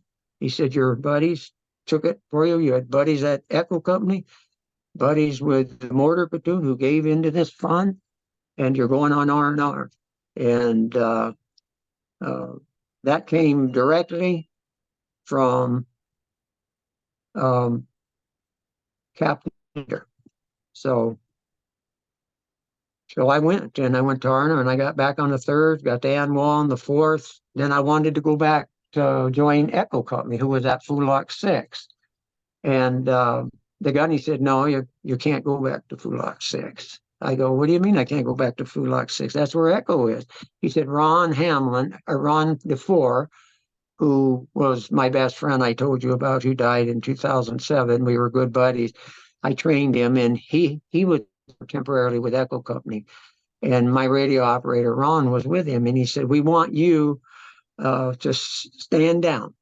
That comes directly from the CO. You're going to stand down for a few days, a week, don't know how long it takes you to, to get your head back on right. And he said, I'm going to have you go over to talk to the chaplain. And so that all transpired that day. And I got over and I talked to the chaplain, and I convinced him that I was not loony. I have nothing wrong with me. I got ugly and I got mean in Operation Ballistic Charger, something I had never done before. It was just a duty, but it was a mission. It was a mission I was on then. And he said, was it because of PFC Peel? I said, yeah. He said, he was a good friend of mine. And I said, he almost died in my arms. I would have held him, except somebody else was. But I said, I said, I'm fine. And so I went back to my hooch. I got in there, and not 2 hours later, I got a call to go see the CO, and I walk in, and he said, want you to get your gear. You're going out in the field. I said, oh, yes, sir. I said, well, the chaplain must have given him a good report. And I said, when will I be joining Echo Company? He said, you won't. He said, you're gonna fly to Non-Song, and Gulf Company is out there now, and they will take you from Non-Song over to the cap unit and drop you off there. I said, what am I going to do in the cap unit? He said, they've been probed there every night for the last 3 days. And the word is from intelligence that attack is going to come there at some time. And they asked if there was an FO that was available. They're capable of calling fire, but they specifically wanted an FO. They want their other guys had other jobs to do and other duties. And that's what the guy, Staff Sergeant Jackson, who was basically in charge there. They have an officer there at the time. He was a staff sergeant. He was in command of the cap unit. And when you get there, you report to him. And so, 2 hours later, I was a Looney Tune, capable of spelling my name, and incapable of going out in the field with Echo Company, but was now fit for duty to go where a place is about to be overrun. It just shows you how the Corps changes. And I was glad to get out of there. I said, when am I leaving? He said, you're leaving today, and you'll probably spend the night at Non-Song and go out, and you go out tomorrow. That was on the 8th when I left. And so I just said, hi, sir. I went and packed my gear. I got there late afternoon for 1700, somewhere around there. And The skipper said he would they'll take you down to the cap unit in the morning. And I said, aye, aye, sir. And I said, where do I sleep, sir? And he said, don't, he said, you're the forward observer, right? And I said, yes, sir. He said, well, isn't that your bunker? And I said, well, that's the forward observer bunker. I understand. He said, nobody's got it right now, so you can take it. I said, I don't have a radio operator. It's going to be hard for me to do my duty without a radio operator. He said, there'll be one available for you tomorrow. And I said, is he from golf company or is he down there? Or he said, we don't know yet, but we'll have a radio operator for you. I said, or sir, if you have a radio, I can carry my own radio. I can do both. I've done it before. And he said, no, we'll get you a radio operator somehow. So, went off to sleep, listened to great grenades being thrown off the mountain all night. The flares going off and illumination going off and things happening across the way on Recon Mountain. They're popping flares out over Antenna Valley. I'm sure that's how they were observing the troop movements, and they were observing a lot of troop movements in Antenna Valley. And what I found out the next day from Staff Sergeant Jackson is the civilian Vietnamese in the villages, they were talking about good sized NVA units in the area. And so from that, they deduced that they're going to need an 81 FO. It's a great place to be. You're right there in the mouth of Antenna Valley. You got 4 deuce on the mountain, and you got 281 mortars that can spit out rounds like nothing. And then if I need bigger stuff, I got Echo 211 battery. So that morning we got out there. I had a radio operator. He came in. He was flown in from An Hoa, and we crossed the river and made our way around Recon Mountain. And the cap village, I think, sat in Ninh Binh 3, as I remember, and then Ninh Binh Valley was directly. It was in the mouth of the valley, and Ninh Binh Valley was straight back. I think with Ninh Binh 1 being the farthest into the valley of.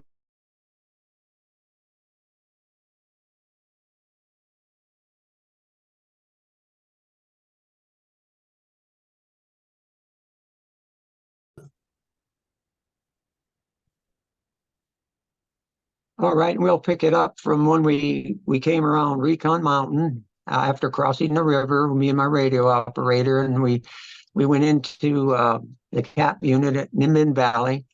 The unit, or Ninh Binh Valley, was a good-sized valley. It was long, but not so wide.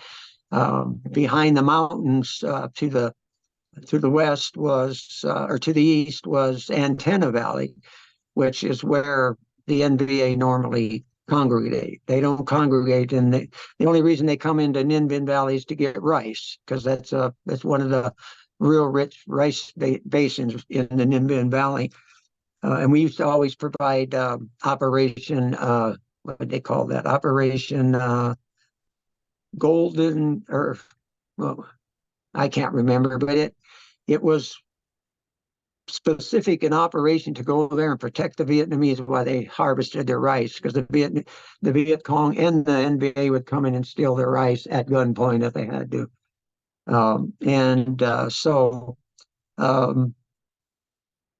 And we would patrol into Ninh Binh Valley from Nong Song. Golf Company, I learned, had been patrolling into Ninh Binh Valley for the past 3-4 days because of the concerns of the civilians and the cap unit. And each patrol was platoon in size, which is basically 50 to 60 Marines, not a whole lot. Not a whole lot of Marines up against 200 or 300 NVA, but that's all they could afford to send, because nobody, they had 3 levels they had to man, and so somebody had to go, and they took up a platoon, or they took a squad from each one of the platoons, and they made a platoon out of it, and they came down, went into the valley, and they had gotten hit the day before I got there, which would have been 7th. And so I reported to Staff Sergeant Jackson. He told me everything that was going on. We were being probed every night, significant probing, he said. And I said, do you have any other, men here? How many Marines are here? I didn't remember what he said, 25 Marines. And he said, we have some ARVN coming, an ARVN platoon is coming to join us. He said there are about 25 Marines as well. And I got word today that a PF force, a popular force, or was it? No, it was a regional for RF, was coming to, no, I'm sorry. It was a local force, Vietnam, or ARVN unit that was coming to reinforce them. And it was a company, and it was, 15 men or something like that. So we had basically 60, 70 Marines are in ARVN between us. And so we got to work right away, sitting down with Staff Sergeant Jackson, him telling me what's been going on, him asking me, what can you do for me here? And I said, well, let's patrol the perimeter. Let's look at where everybody's at first, and I can provide unlimited illumination for you. That's no problem. They have plenty of illumination on Nan Song. And once we find out how close the units are going to be to each other, how you're going to position them, I don't know that. You will. And he said, well, they're not here yet. They will be here. I know the ARVN unit is on the way, and they were half an hour ago, an hour out. So but the regional force is actually positioned in Ninh Valley, and they're going to send 15, 20 men of a company. So I said, okay, that sounds good. And in the meantime, I'll just look over my map. When you find out, what where you're going to position everybody, then we can do a little bit more on night defensive fires and H&Is and things like that. And so he went about doing his job, and I went about doing my job. I called up the 81s on Nan Song on the top. Spoke to the ammo sergeant. I don't remember who it was at that time, but I don't know who had golf company. But I asked him how many HE rounds he had, and he had buku. He said ammunition, if you fire 1,000 rounds of HE ammunition, will be out. I said, well, I don't think we'll need 1,000 rounds, so that's good. I said, what about illumination? Because that'll be really helpful if they do get hit. He said, we have enough for one night. Tonight we have a resupply coming in first thing tomorrow morning. And I said, well, let's hope we don't need them tonight. So I'm waiting for Staff Sergeant Jackson to come back, and lo and behold, from around Recon Mountain comes a platoon from Golf Company, and they walk in and they ask Staff Sergeant Jackson, says, is there a Corporal Harris here? And he's 81 FO. I said, yeah, he's around somewhere. And he said, well, he's supposed to go on a patrol with us. They didn't tell me about that. I was going on the patrols. So I'm going to do that as well. And no problem. I mean, I can do both with no problem, but it would have been nice to have a heads up anyways. But so I didn't know who the lieutenant was. I didn't know many people in Golf Company. The only one I knew was Bruce Burr, who was with 60 Mortars. We went to boot camp together. And so we talked a little while longer, and the lieutenant said, I want you with me, you and your radio operator with me. And I said, that'd be fine, sir. And so we went into the valley. I noticed on his collar he was wearing chevrons, and he obviously didn't get the word. You know, if you're an officer, you don't wear your chevrons. They glitter in the sunlight, and good target for a sniper. But he might have forgotten to take it off. But he was a second lieutenant, so probably not. And that's no. Never mind. I won't say that. But so we headed out, and um, uh, we headed for our. I think our that day they were headed, I think, for Ninbin 4, which is located to the east, into an area where I had called in a recon fire before. And we have to cross, when we get there, if we have to go any farther, we have to cross that same rice paddy to get to Ninbin 3. I mean, Ninbin 1. And when we got there, I mean, I already made my mind up. I'm going to ask the lieutenant about a recon by fire. And so we took no fire going. We got up to Ninbin 4, and we met with a local chief in that.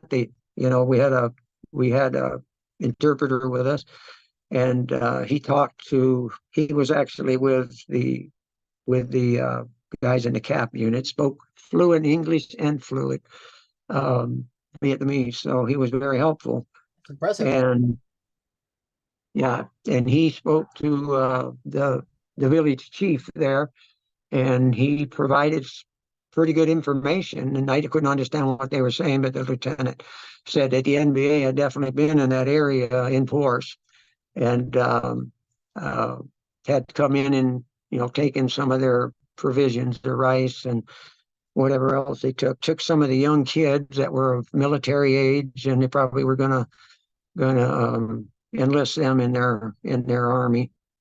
And then we left to head back. We hadn't made any contact at all.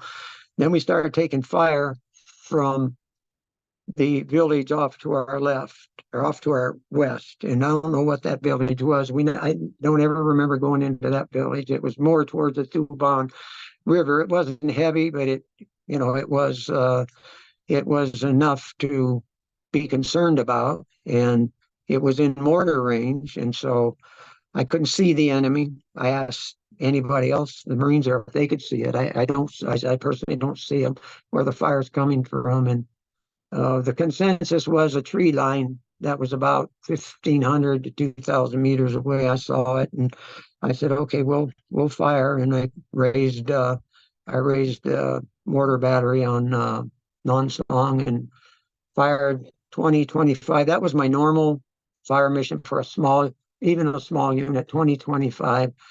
Let them know you're there. Let them know that you got a lot more of that coming.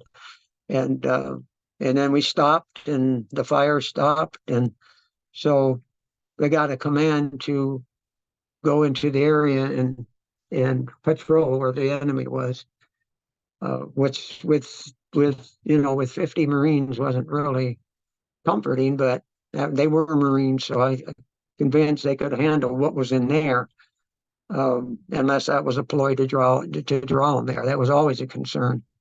And so we headed that way, and as we had to cross a rice paddy 200 meters or so wide to get to the point where we could make it to that village. And when we did, we took fire from that same village that I recon by fire the last time I was out in Bin Valley. So I did the same thing. They were in range, so I called in mortars on them. And after that mortar mission ended, the golf company lieutenant got orders to head back. They didn't want them going any more into the valley than they already were. They wanted them to get back to the golf company up on Nonsong. So the skipper called the first platoon, or the platoon he had sent forward to look at that one area, and he called the other one that was just about getting ready to leave and said, "We're going back to Nonsong. They don't want us in here." So we made our way back to the cap unit, they went on, and I stayed and spent the rest of the afternoon into the evening, um, early evening. It wasn't dark, but getting the night defensive fires, firing some H&Is on some trails, and some enemy routes of movement, where they would get a couple of mortar rounds if they came that way that night, and did about 4 or 5 of those. And he had put the ARVN that came in, he had put them in sector Alpha, he called it. Then he put sector Bravo was the uh,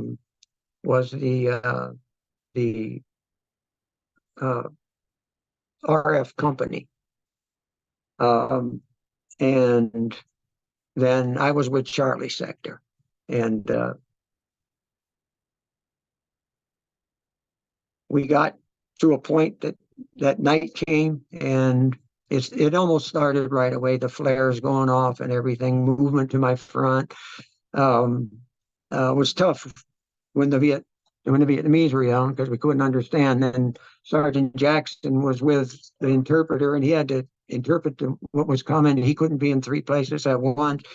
But he had capable Marines. He had a couple of sergeants and a corporal, and they were commanding each of the various sectors, and so nothing happened at that time, and it wasn't until about 0100 hours where actual attack was made on the ARVN position in sector Alpha, and the attack was repelled by the what turned out to be 35 ARVN soldiers, and that was all there was that night. And the next morning, when everybody went out, I think there were still probes during the night at other positions, not at ours. Those They didn't probe at ours, and when morning came, the ARVN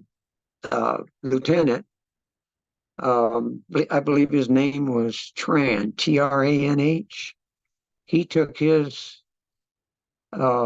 his men out into that area where the enemy had probed. I don't think it was as much as an attack. There was a lot of heavy fire. It was more, I think, a probe to try to get to see where maybe our machine guns were, and just trying to figure out what our defenses were. And they went out and they found 2 NVA dead and 1 wounded, and a lot of blood, drag marks. So it's apparently that the NVA tried to drag away some of their soldiers, or did drag them away.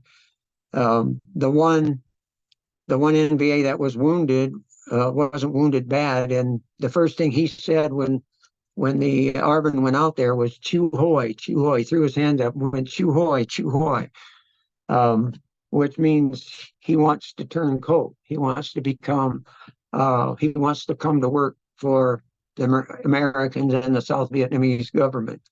That's what the interpreter was that was with the cap unit. He was a Chu Hoi. He turned coat, and so they brought the dead in, and they brought a wounded one in. They called a helicopter, and they medevaced all of them. I don't know where they took them.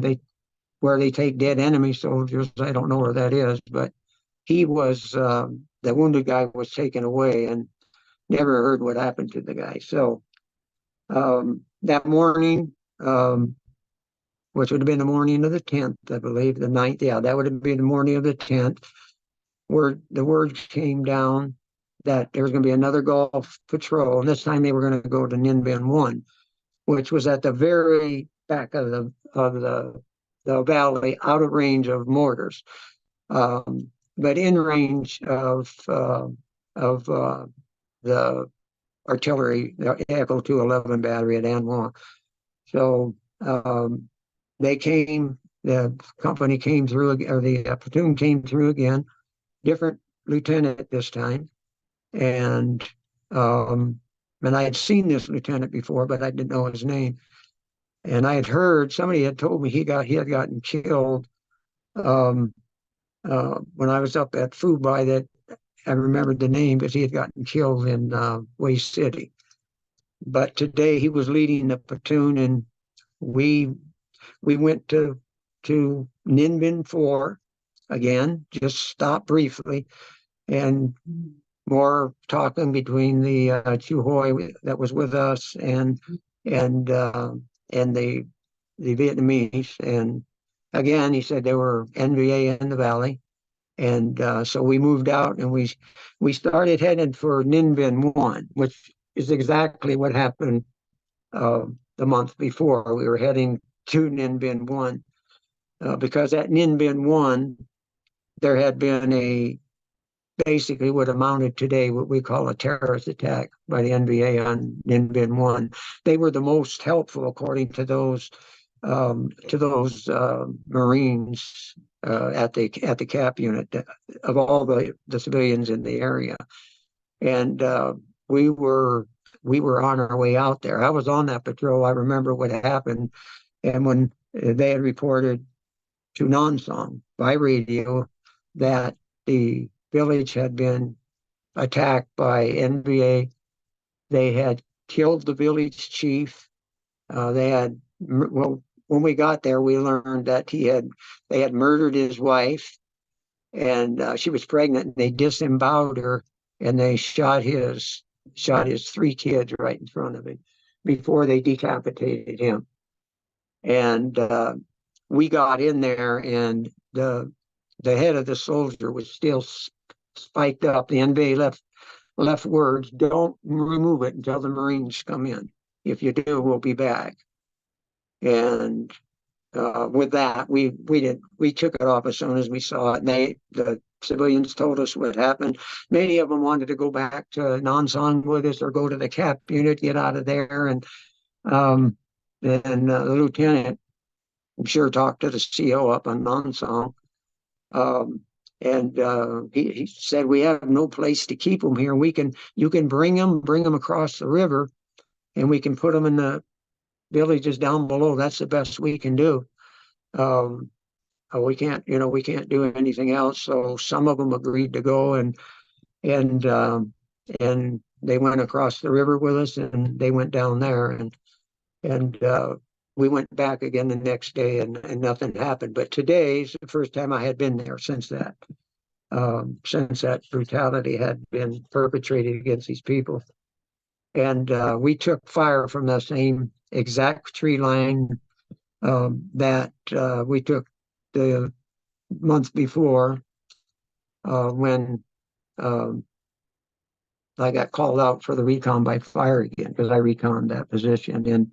And so we made our way there, and well, I asked the lieutenant first. I said, "I'm concerned about that tree line, sir." And he says, "I wonder if we shouldn't call recon I wonder if I shouldn't recon the target by fire. There's been enemy in that area. Uh, there was a recon mission in that area. I did it 3-4 months ago, and there were enemy in it. I did one since, and there weren't enemy in there. So I need to know if you want me to do it." And he said, "No, let's don't do it. We're on our way to Ninh Binh 1. We need to get there, get back. Starting to get late." So I said, "Hi, sir," and we crossed and made no contact. Came from that position again. We went into the village. They had a new chief, and there was people in there that they weren't recognized by a lot of the Marines who had been going in there.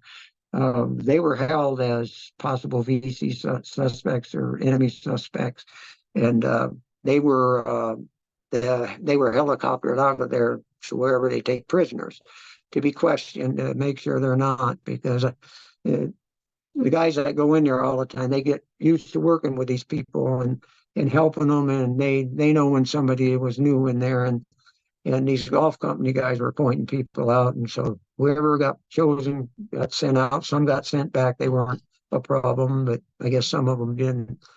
And so we talked, and he said, no, the NBA hasn't been back here since that attack, but they're in the valley. That's all they kept saying. They're in the valley, and so we got the evidence we needed, the intelligence we needed rather, and we headed back. And um, I was just a stickler for that tree line. I got hit there once, and so I made the same request to the lieutenant, and he said, "Yeah, it might not be a bad idea." So I said, "Aye, aye, sir.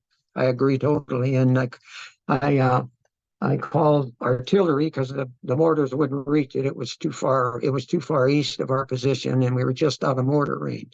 So I used the Echo 211 battery. I didn't use as much ammo as I would use normally because it's artillery, and um, I hit it, and some of the Marines said they saw people running out of there. I didn't, but there were Marines in different positions. They didn't. I didn't see from their standpoint, but they said they saw people running, and there's no village there. It was just a tree line.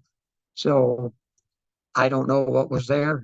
All I know is it could have been an enemy, and they got found out, and they got chased off by the artillery. And Lieutenant asked for permission to go in and recon the position, look and see if there's any dead soldiers, and the CO absolutely said no. Said no. I want you back here. Don't want you going off in the valley when we've got the situation we've got. So we headed back and took a couple sniper rounds from that same position we did the day before, and I didn't bother with them. They didn't hit anybody. They didn't shoot anymore. And the lieutenant didn't ask for fire.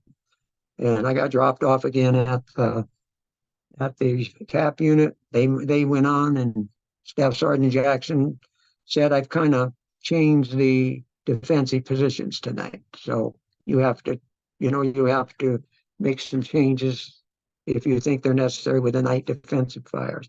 He said, "Tonight you'll again be with Charlie. You'll be with Charlie sector, and you're going to have all 22 of the regional force ARVN there." He said, "I said, aren't they just like, they just represent the local area and that?" And he said, "Yeah, they're basically what they are.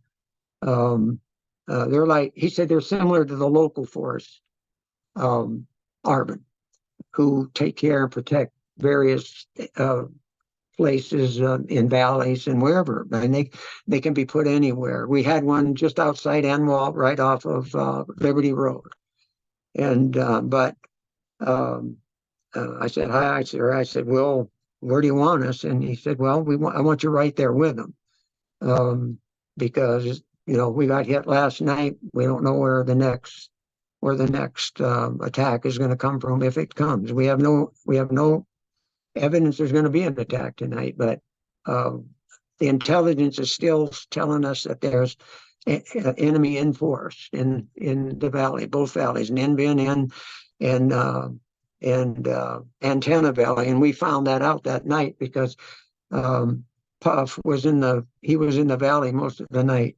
I mean, just shooting away. So we knew in Antenna Valley there was a lot of enemy soldiers. We just didn't know about whether they were serious about attacking us. And so he said, "I'm going to adjust the lines a little bit, not much, but the big difference tonight is you will be up front with the ARVN. You'll be right. If you get attacked, you'll be right where the ARVN are." I said, "That's good. Okay, I understand."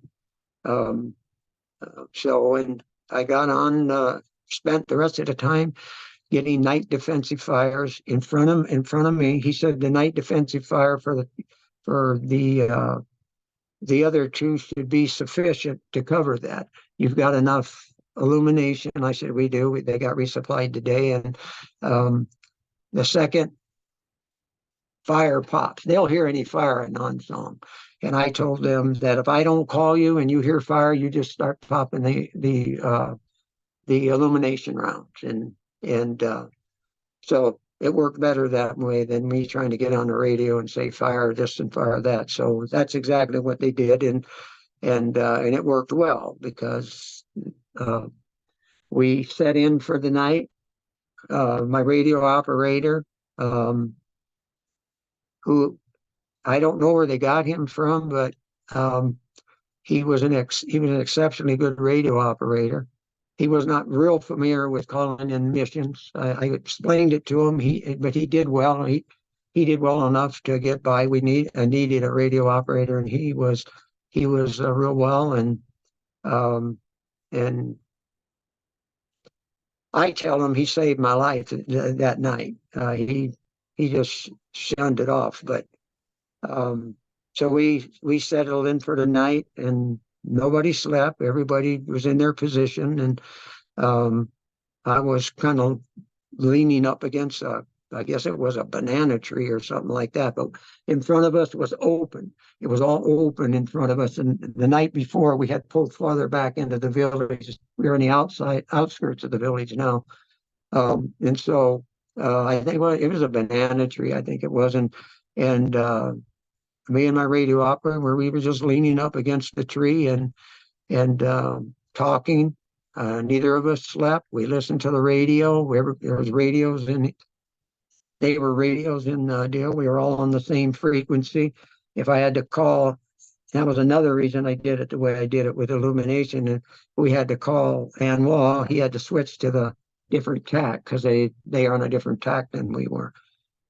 So we're all listening to everything that's going on, and about almost the same time, 01:30, 2 o'clock, Alpha sector got hit first. They got hit hard. They actually were about 30 to 35 soldiers. They weren't 20, 25 like Sergeant Jackson said. They were actually 35. I found out the next day, and another 22 or so with us. Well, the night before, two of the Arvins were wounded. They went with the medevac that we sent out that morning, and they were wounded. So he was probably down to 33, and then the other ones they hadn't been tested yet. They had just gotten there.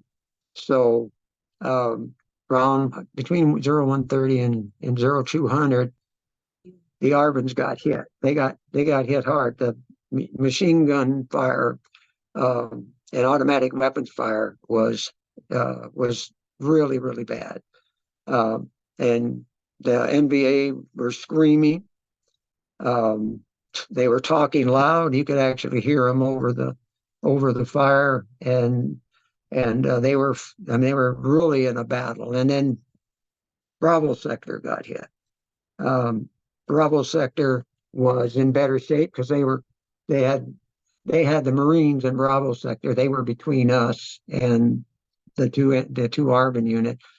Sergeant Jackson wanted it that way, and then the Marines started getting hit, and they started firing, and the attack was on. There's no doubt about it. I'm talking about heavy fire, and I hadn't seen fire like this since Operation Ballistic Charger, and in Operation Union 2. We on the 3rd of June when we got back, or we got to where Fox Company was, and we continued to patrol.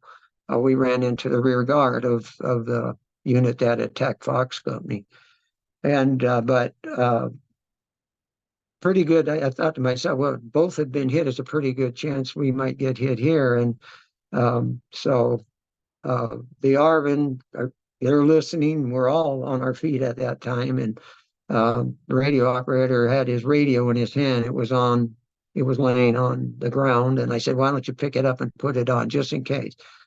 And so he has his radio on, and then they start the Arvins, the local force Arvins start opening up. I think they're just hearing noise. We're not drawing any fire attack. They open up, and then all of a sudden, the NVA open up on them, and the Arvin are fighting, but they're looking like they're a little hesitant. You know, they look like they're going to leave the position to me. Um, and I can't shout anything to them because I don't speak Vietnamese. But they had a, a commanding officer. I don't know if he was a officer or not, but he was encouraging them, and they were fighting and fighting, and we were back probably about, I would say, 35 feet or so, 40 feet, and um, about that time I picked up my my M16. The illumination was already coming, and then you could see out in front of the Arvin in our sector, you could see that the NBA were coming. And they opened up. They had M60 machine guns and they had M16s, and um, the enemy hadn't breached any of the lines yet.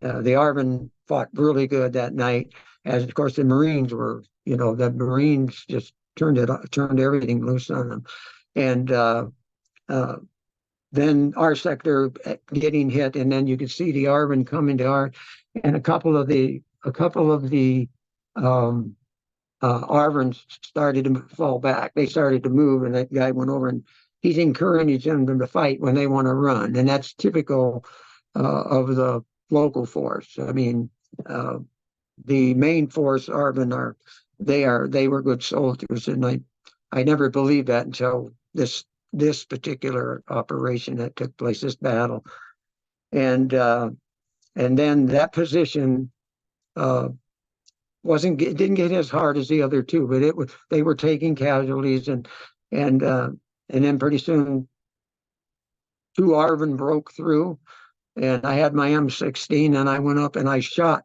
the first uh, enemy soldier. He just kept coming. I shot him, and shot him. He kept coming, and finally I shot him in the head, and I went to shoot the second one, and another one broke through, and I was getting ready to shoot the second one when my radio operator shot the third guy that had busted through, and he told me right after the battle ended, he said that guy was just about to take you out, and I believe he saved my life. I don't remember his name right now. I believe I have it in my diary, but at this time I don't. I think it was Rich. I think his name was Rich, um, but I shot the other uh, NVA soldier at the same time that he shot his, and he he he shot 3, 4 45s into the guy and put him down, and I just hit the guy with one, and he went down, and he stayed down. Um, but that I'd been in Vietnam at that point about 10 months, and I had never shot a human being. Never shot my rifle much. I fired at times, um, uh, but not like this. Not when a battle like this and a fight like this, and up close. Usually I'm on a radio and I'm firing artillery or I'm firing something, and we had a call sign. The call sign was bonsai. If I called to up on the hill, or I called the 211 battery and I said bonsai, they were to bring it. They were to bring the artillery net down on top of us, because we were being overrun. And I was honestly waiting for that call to go out, but it didn't. The lines held. Um, the Arvin did a great job, as I said. They suffered many casualties. The Marines suffered one dead. They had a number of wounded, and these guys, the local force guys, they had the worst. They had more KIAs than the rest of them.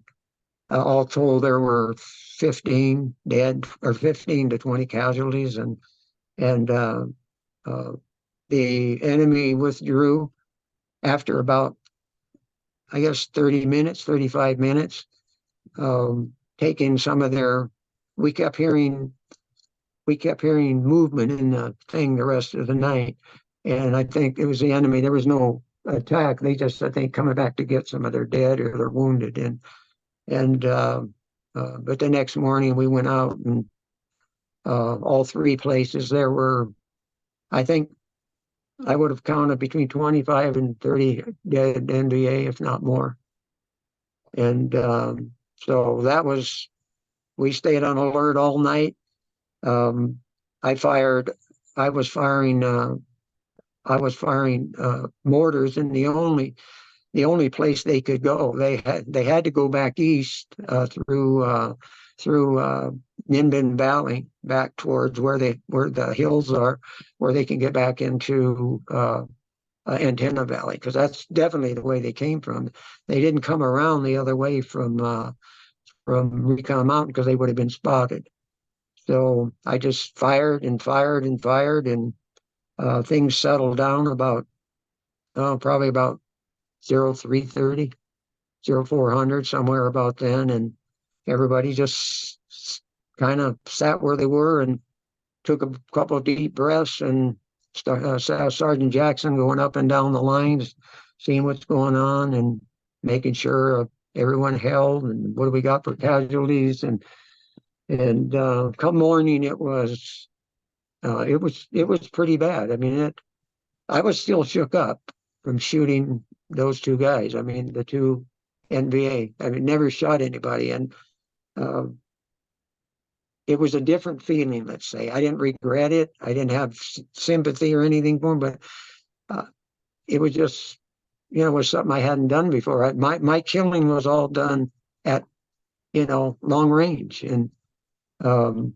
I think at that point, nobody kept totals of their kills. Well, a few did, but as an FO, I know I had kills into the hundred, but I never thought anything about them. But killing these guys up close, and then the next morning seeing their faces, and I don't know, I don't know, I can't explain how it made me feel, but maybe I saw humanity where I didn't see it before. But uh, so the morning came, and a lot of cleanup having to do, or a lot of cleanup of bodies, basically.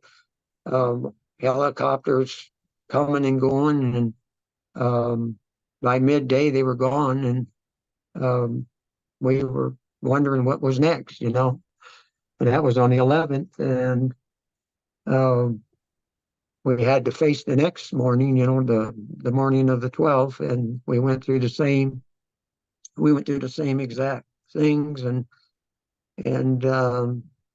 set up in the exact same places. And during the night, there was nothing. No, not one round was fired. The enemy, I guess, had given up trying to overrun that position.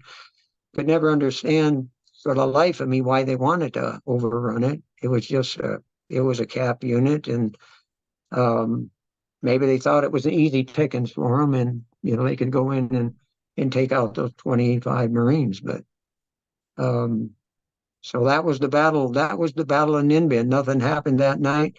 Um, the next day, I didn't go out on patrol with Gulf.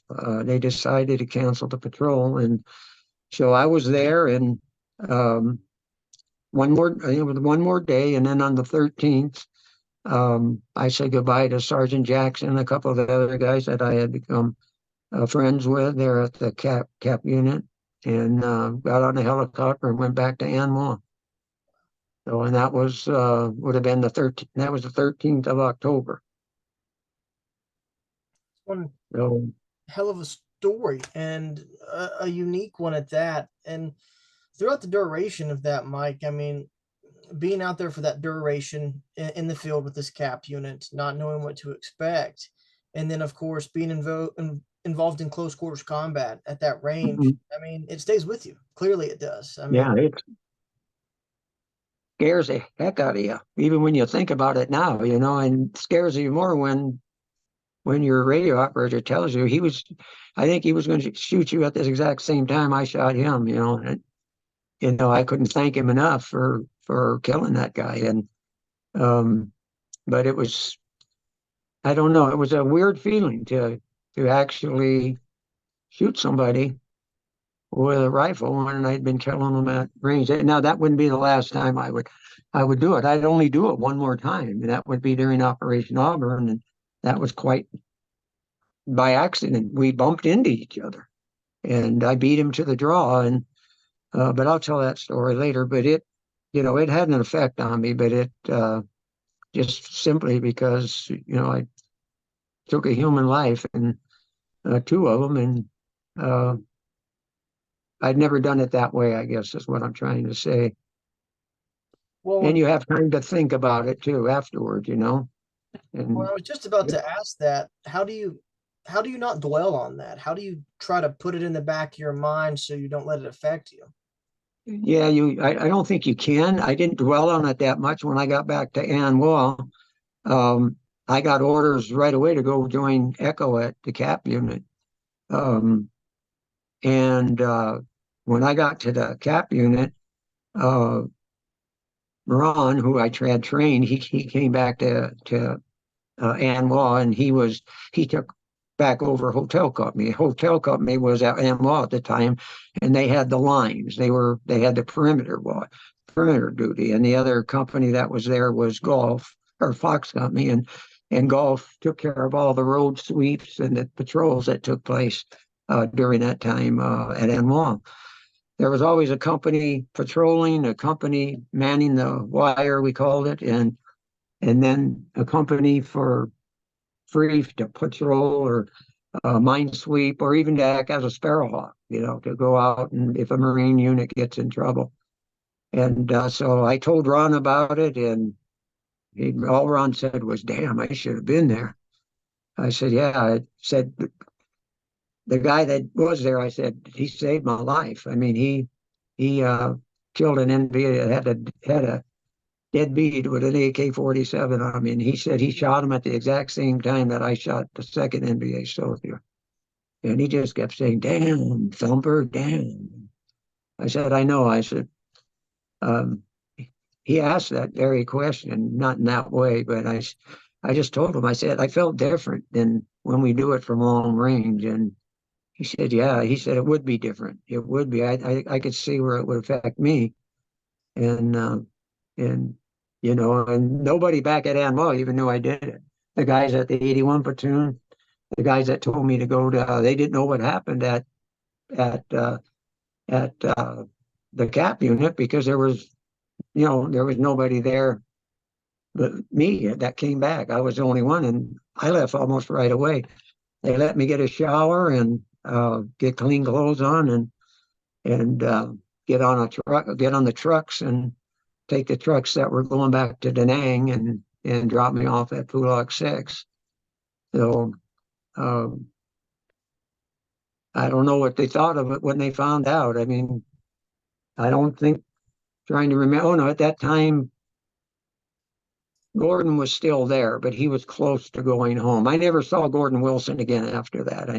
I was somewhere, and he was always at An Hoa. He never went out in the field again. Um, and when I saw him, you know, 40 years later, when he visited me at my home, I if he was like that, I could understand it, because he had bad PTSD. And but I would have liked to have, I would have liked to have spoken with him, and thanked him for everything he did for me. But I wouldn't see him again. Well, and with that too, I mean, speaking to Gordon Wilson at least would have perhaps given you some closure, or at least perhaps even calmed some of the thoughts that you had just due to the impact Gordon Wilson had had on you with your time in country. You know, well, it's I don't know. It's everything. Nothing leaves. I mean, I after, gosh, 57 years, I guess now, being back from, or 55 years. I got there in 67 and came home in 68. So, well, 55 years. Um, nothing, there's nothing I don't remember. I remember every single bit of my tour of duty. And the guys that I used to go to, that I used to be in the group with at the vet center, they were all Vietnam veterans. We talked in a group therapy setting, and they couldn't believe my recall. I mean, and to this day, it's not as good as it was 20 years ago when I was in the group. But it's if somebody asked me, gave me a given date, I would know where I was. I would know where I was, and it never leaves, and um, the nightmares never leave. You get them I don't get them as much as I used to, but I still get them. I get them when on dates like, October the 11th. That's the date I get it. And when non-song was overrun, just more. It's more in the more meaningful dates to me. Not that every fight isn't meaningful, but some of them they impact you differently. And non-song was one of them. This was one of them. Um, Ballistic Charger, Tet, everything that took place in Tet and Operation Auburn. And so anybody who can say they went to Vietnam and experienced combat and it hasn't bothered them, I don't believe is telling the truth. Because I was naive. I just thought I could go to war and fight and I'd come back the same person I was. That was nothing but, youthful thinking, really, because nobody comes back the same from war. Well, and part of one of the reasons I've enjoyed interviewing for the time that we have and the episodes we have is that your memory is truly extraordinary with what you're able to recall. And in many ways, it is a blessing for the historical record, but at the same time, it's Yeah. for what you have to remember and what you can't just throw away.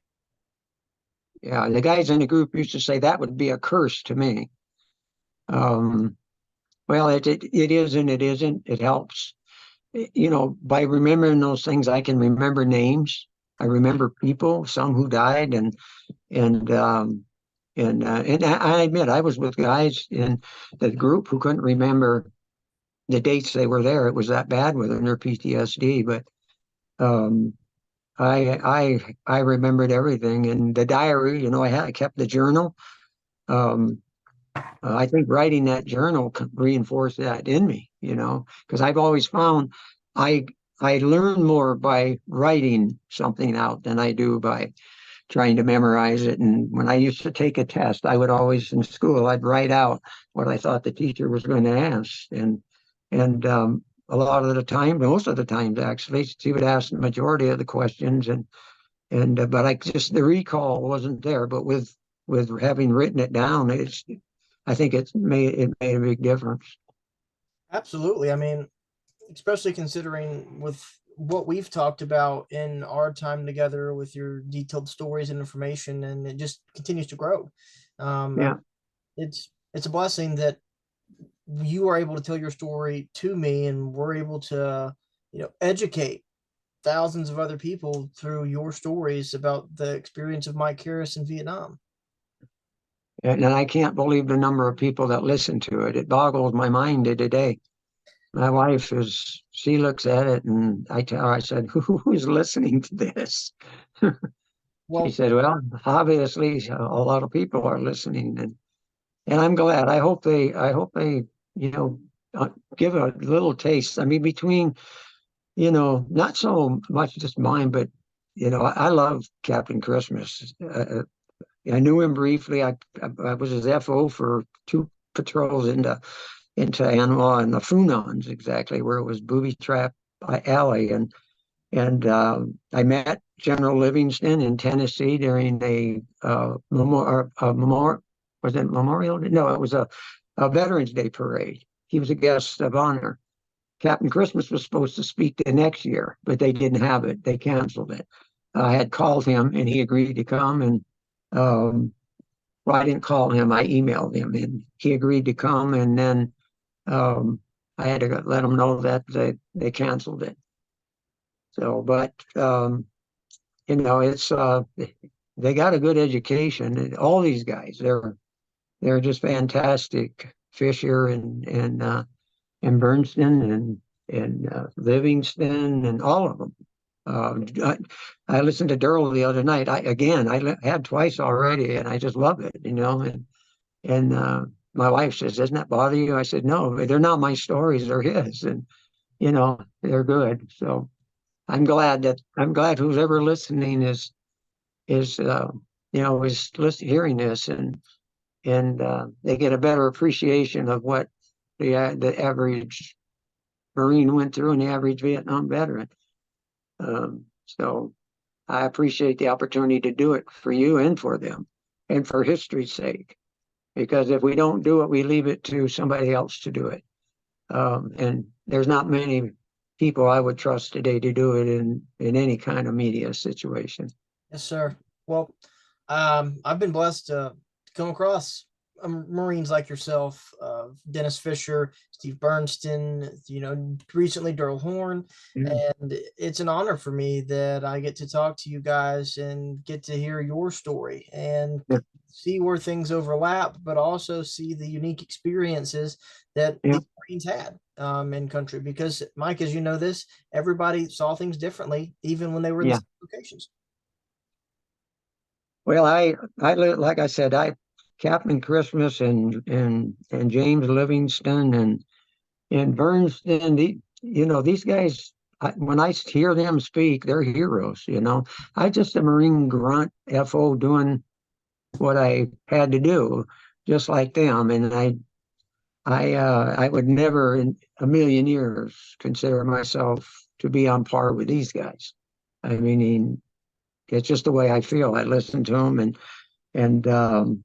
and I admire the heck out of them because they're good men, good Marines. And I know my brother was with 19. He didn't get to Vietnam, but he was with The Walking Dead, and that's all he ever talks about, and The Walking Dead. And I said, well, wasn't with any Walking Dead, but um, we had a lot of dead. And he never got to Vietnam, and it's bothered him ever since. No matter what, he could listen to me talk all day long, and it still wouldn't convince him not to go. And I actually kept him from going there because I was there, when he wanted to go. But um, it is what it is. I don't think my mom would have wanted to have two sons in country at that time. I don't think she could have handled it. It was tough with just me, and um, with two, it'd be pretty bad. I'm certain that it would be. I can only imagine what a family goes through in a situation like that, with not worrying just about one son, but now two. I mean, Yeah. in many regards, it's overwhelming. Yeah, it's amazing to me when you look at the Vietnam Wall and there's what is some 60 or 70 sets of brothers and 15 or 20 sets of a twin or triplets. I mean, and then I forgot there was another one, fathers and sons. It's just amazing. Um, but I can understand the brother thing if you don't want to be with your brothers. And I always thought that they passed the law saying you couldn't serve with your brother after the Sullivans lost their lives in World War II. But I guess that wasn't the case. Although it was the case with me because my brother couldn't have come even if he wanted to at that time because I was there. And when I got back, you know, war started winding down in 3 years. He was in Okinawa, he was here and there, but and he was in admin, and so I don't know. I just told him you don't know, you didn't miss anything. You don't know what you're missing. Um, you don't know what it's like to have PTSD, to remember things that you don't want to remember anymore. And we all have that. And um, but he literally he says he has PTSD. And the VA has even given him a disability for having PTSD for not going because he lost 3 or 4 friends. And he goes and visits their grave all the time at Riverside National Cemetery. Um, and it drove him really to get PTSD. And I don't understand. I can't understand how he feels, um, but I just never heard. I never heard anything like that, and it's pretty commonplace. I understand now. Um, that people have guilty consciences for not going. I know a lot of anti-war demonstrators did, and they admitted it, and they felt bad. They felt one guy I remember reading about said he felt that he took somebody else's place. Mm.